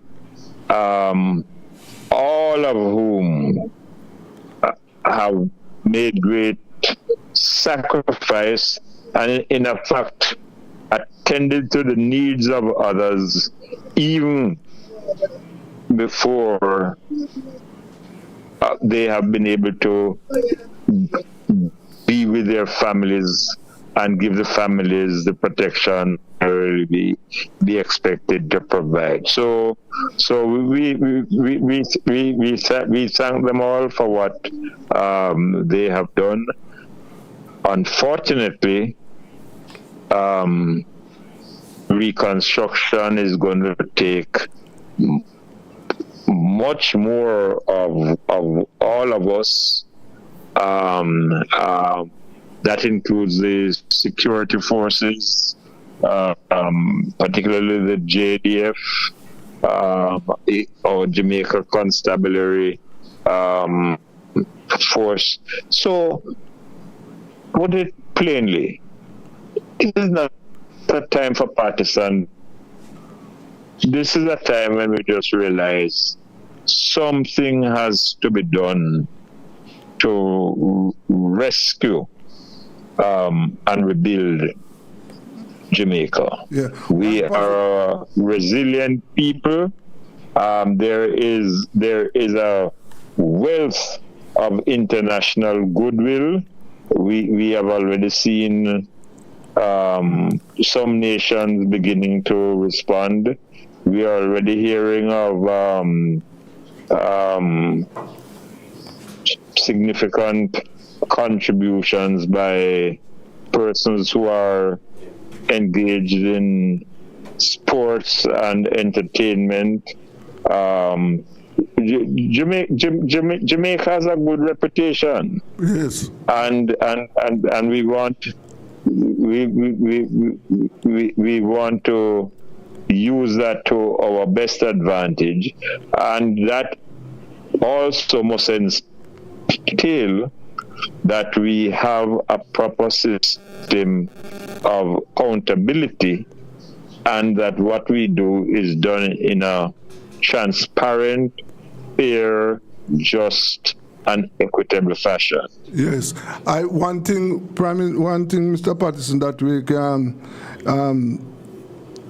I see some positive, that the government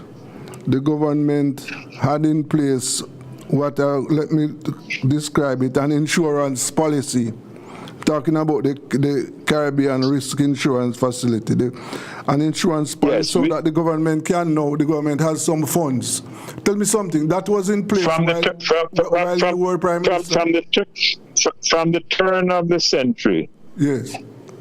We in the Caribbean were aware of our exposure to natural disasters. It was one island after another, sometimes several islands together. Mm-hmm. And out of that, we conceived the idea of an insurance fund for the entire Caribbean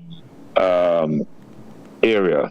Right. And we also had created at the same time a Caribbean-wide disaster agency that could come to the assistance and support of any territory from Belize to Guyana where the need arose. Now, that was the beginning of the relief fund. We also began consultations with the multilateral agencies, and that continued until eventually a special a special insurance fund was concluded with the World Bank, for which Jamaica is now a beneficiary. Mm-hmm. Oh, okay. So it was what we are having now. It is something that was in place over a period of time. It is a plant, it is a seed that has become a full tree. Okay, all right.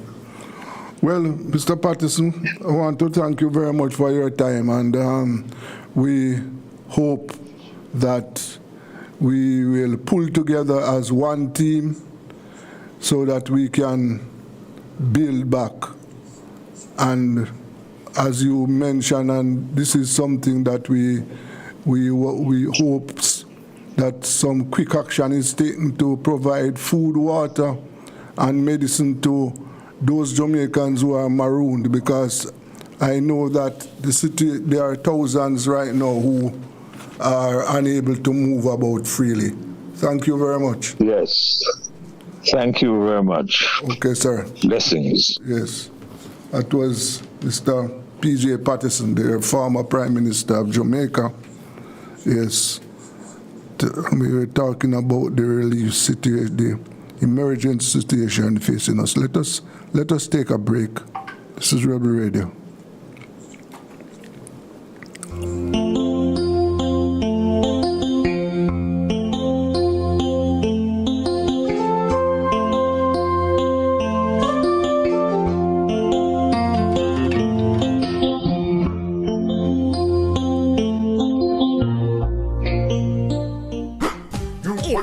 Everybody sale at New Budget Supplies. Do-it-yourself professionals and contractors. This is the sale for you. Lumber, steel, dress and form ply, water tanks, pumps, PVC pipes and fittings, toilets, bathtubs, vanities and basins, windows, paint, doors, floor and wall tiles, thin sets and grout. Up to 20% off selected items. 195 Hagleyburg Road. Telephone 923-4560. New Budget Supplies. Always the best prices. Tools, hardware and supplies is holding up big heat this summer with their super saving summer sale. Prices are slashed on everything you need to fix up your home. Beautiful tiles, sleek doors, top quality windows, modern sanitary ware, exclusive flooring and more. At Tools, hardware and supplies, we have you covered for the summer. So come visit us at 279 Spanish Town Road, 4 South Camp Road, 8 Red Hills Road, or online at toolsja.com. Tools! The Lion King of Hard Hills.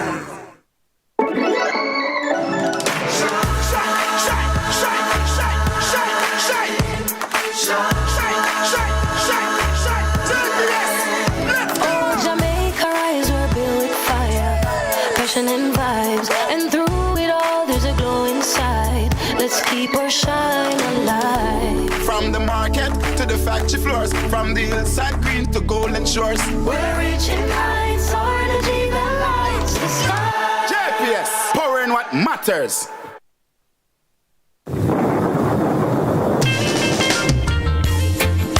Don't give up, yeah. Just ride out your storm. Hey, you've been in the storm, and it seems like forever.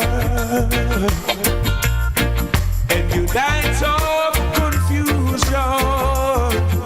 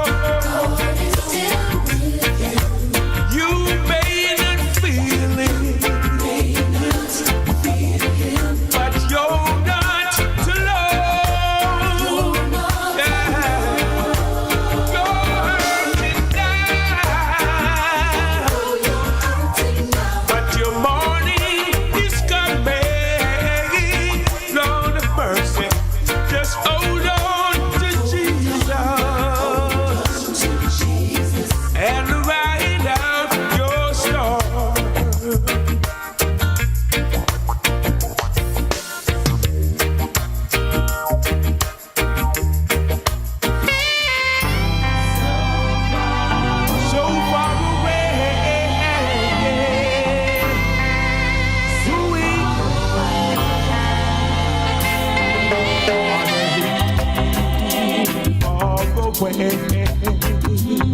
Stood and hold rugged cross, the emblem of suffering and shame. And I love that old cross with the dearest and best for a world of lost sinners was slain. Oh Lord, so I cherish the old rugged cross. Hold on till my trophy on the hurt I lay down. I will cling to the old rugged cross. Oh, now, yeah, and exchange it someday for a crown. Oh, now, yeah, on the old rugged cross. So despised by the world as a wondrous attraction to play.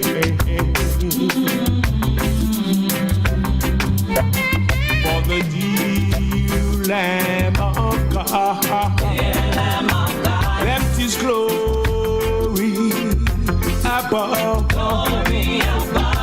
to be to dark Calvary. Yeah. What are going, people?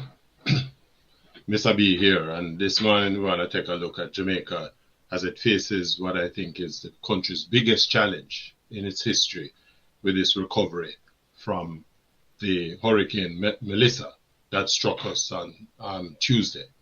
Now, if this is the first time that viewing this channel, I'm going to ask you, if you like the video, to just hit the like button, hit the notification bell so we can notify you when we have new material. Furthermore, if you have not done so, to subscribe to the channel. Now, today we want to look at Jamaica in the recovery throes, and Andrew Holness and the biggest challenge that he will ever have had to face in his political and social life. Now, it is no secret that a significant portion of the Jamaican population remains completely skeptical of Prime Minister Andrew Holness.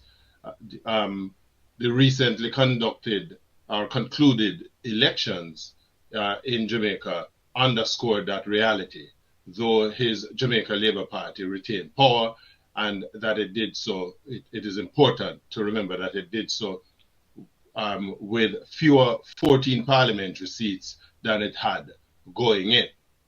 And so the electorate's message, in my mind, was unmistakable. What it was saying is that the people of Jamaica didn't exactly trust the Prime Minister. They didn't trust him. In fact, a large share of the Jamaicans are unconvinced about Holness's leadership, questioning his transparency, his integrity, and inclusiveness. Yet history has a strange and uncanny way of testing leaders when they least expect it. And so the devastation unleashed by Hurricane Melissa, a Category 5 monster that tore through Jamaica, has created the single greatest leadership challenge of Holness's political career and possibly his defining opportunity. Now, again, Jamaica, as I said, we find ourselves at a huge crossroads.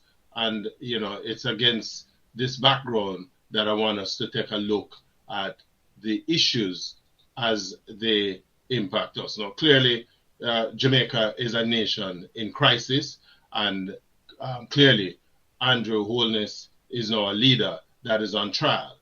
Hurricane Melissa left in its wake flattened homes, shattered infrastructure, and a traumatized population. Early damage estimates, or assessments rather, suggest that Jamaica will need more than 50 plus billion US dollars to fully rebuild. Amid this catastrophe, though, the Holness administration's one stroke of foresight was evident. The US $150 million catastrophe bond negotiated under the former Minister of Finance. The instrument was triggered immediately the storm hit Jamaica, and it will now provide an infusion of approximately 25 billion Jamaican dollars, that's billion with a B, in emergency funds. But while this financial cushion offered some breathing room, it is only a small down payment on the monumental task that lays ahead for Jamaica. Rebuilding Jamaica will require not only money, but unity, vision, and a new standard of governance. Whether Andrew Holness emerges from this crisis as a political casualty or a Caribbean statesman will depend on how he meets a number of these defining challenges. And I'm gonna just run over a couple of them here. First of all, Jamaica is a nation in crisis, right? And you know, it's important that we appreciate where that comes from. Now, rebuilding have to start with rebuilding trust and building national unity.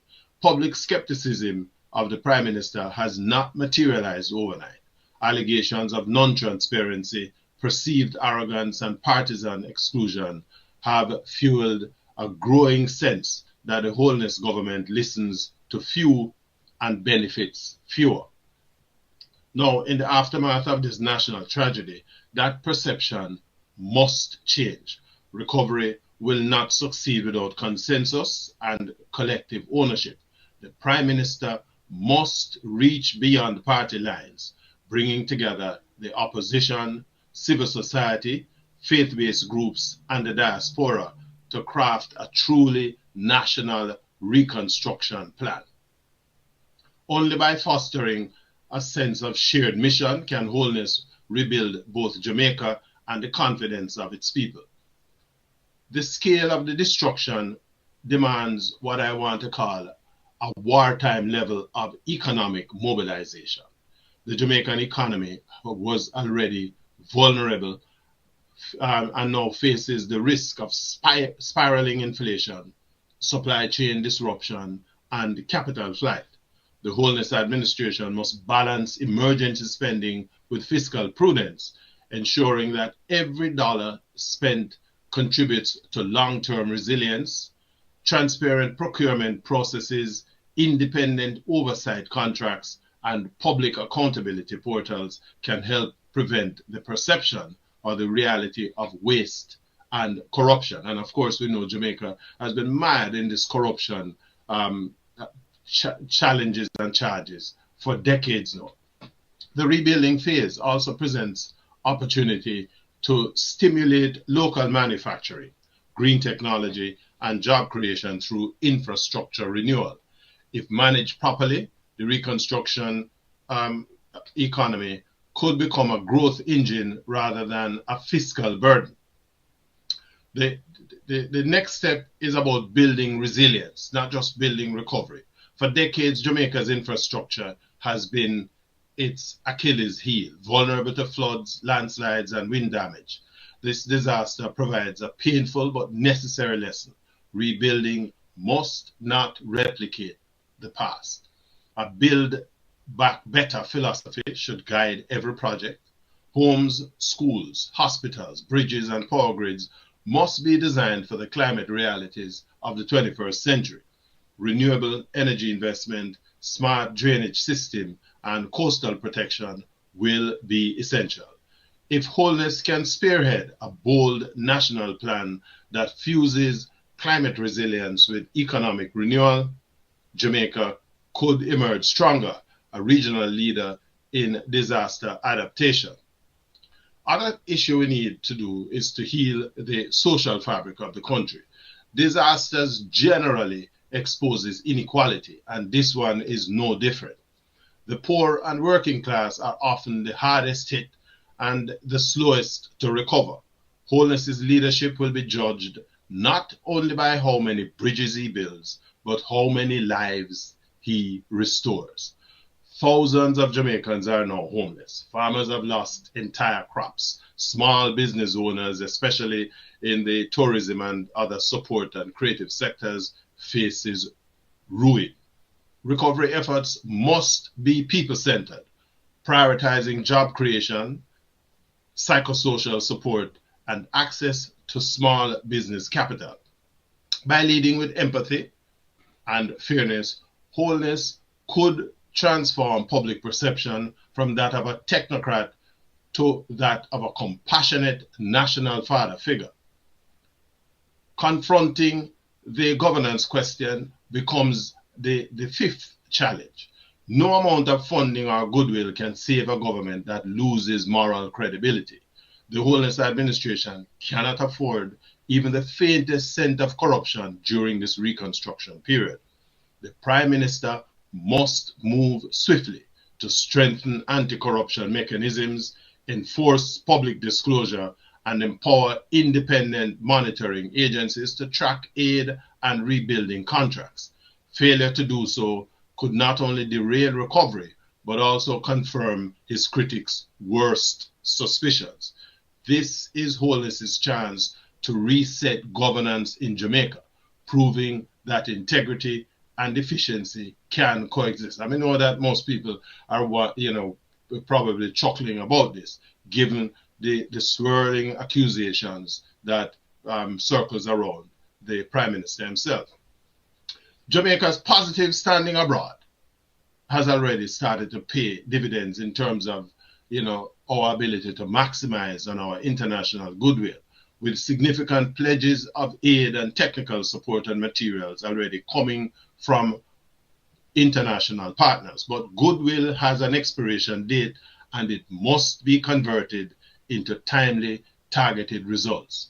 Wholeness must now act as Jamaica's chief diplomat and deal maker, coordinating effectively with multinational institutions, the IMF, World Bank, IDB, and other regional partners in CARICOM. He has the opportunity to position Jamaica as the epicenter of Caribbean climate leadership, leveraging reconstruction as a model for regional resilience.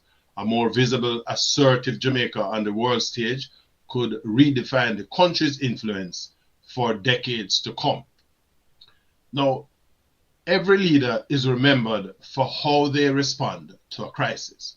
And so for Wholeness, Hurricane Melissa may become the defining chapter of his political career. If he governs with humility, transparency, and vision, rising above partisanship to focus solely on national renewal, he could transcend the criticisms that has dogged him throughout his political life. He could emerge not only as a survivor of political storms, but as the leader who turned Jamaica's darkest hour into its greatest comeback. But if old habits persist, if arrogance, opacity, or political tribalism dominate, history will not be kind to him nor the Jamaica Labour Party. It will be remembered as a missed opportunity for greatness. And so comes the moment of truth. Jamaica stands at a crossroads, and so does Andrew Wholeness. The island's recovery from Hurricane Melissa will test not only just its infrastructure, but the character of its leadership. Crises have a way of stripping away pretense, leaving only truth. And for wholeness, this is the moment to prove that leadership is not about control, but conviction, not about power, but purpose. If he can unite the nation, rebuild it with integrity, and restore hope to the Jamaican people, then history may yet record that in the ashes of Melissa, Andrew Michael Holness rose, not as a divisive politician, but as one of the Caribbean's greatest leaders. Let me hear what you guys think about what I have just shared. If you like the video, again, I invite you to, hit the like button.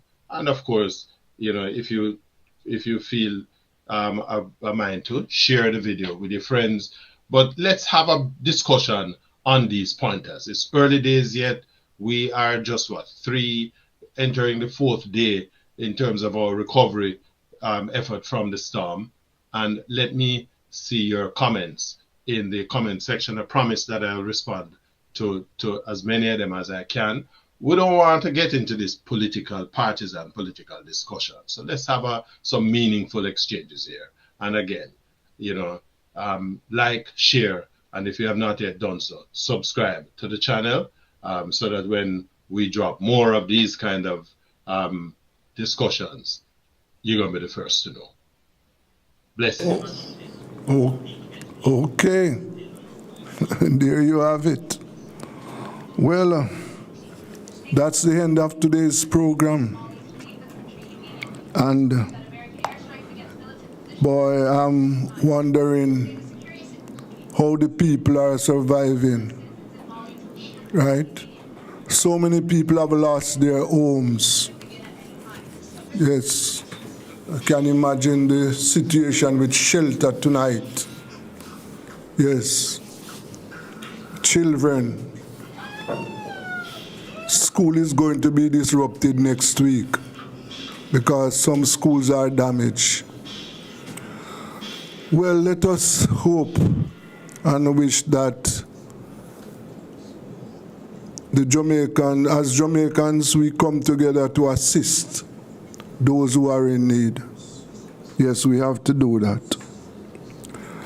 So, I would like to thank all my listeners and viewers today. Thanks to my technical operator.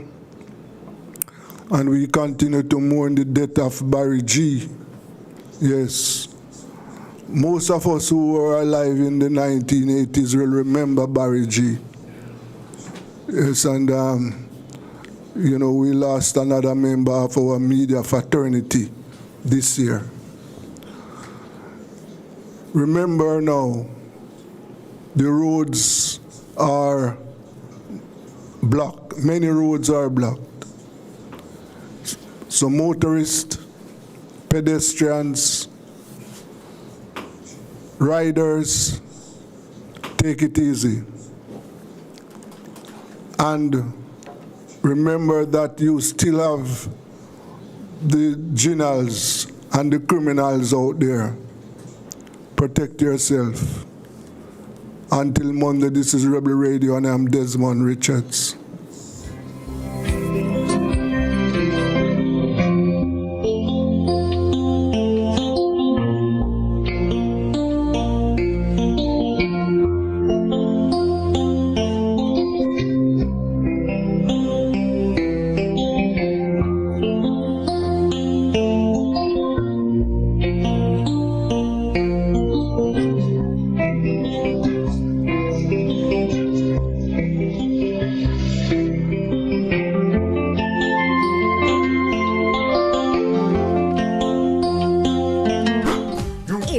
Everybody sale at New Budget Supplies. Do-it-yourself professionals and contractors. This is the sale for you. Lumber, steel, dress and form ply, water tanks, pumps, PVC pipes and fittings, toilets, bathtubs, vanities and basins, windows, paint, doors, floor and wall tiles, thin sets and grout. Up to 20% off selected items. 195 Hagleyburg Road. Telephone 923-4560. New Budget Supplies. Always the best prices.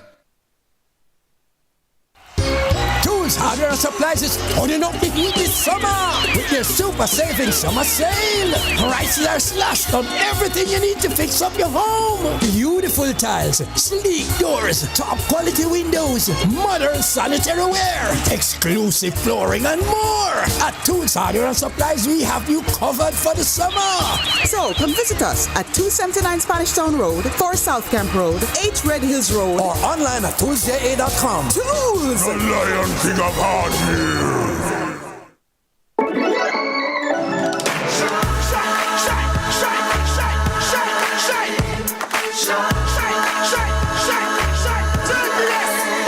Oh, Jamaica rise, we're built with fire, passion and vibes, and through it all there's a glow inside. Let's keep our shine alive. From the market to the factory floors, from the hillside green to golden shores. We're reaching heights, our energy that lights the sky. JPS, power in what matters.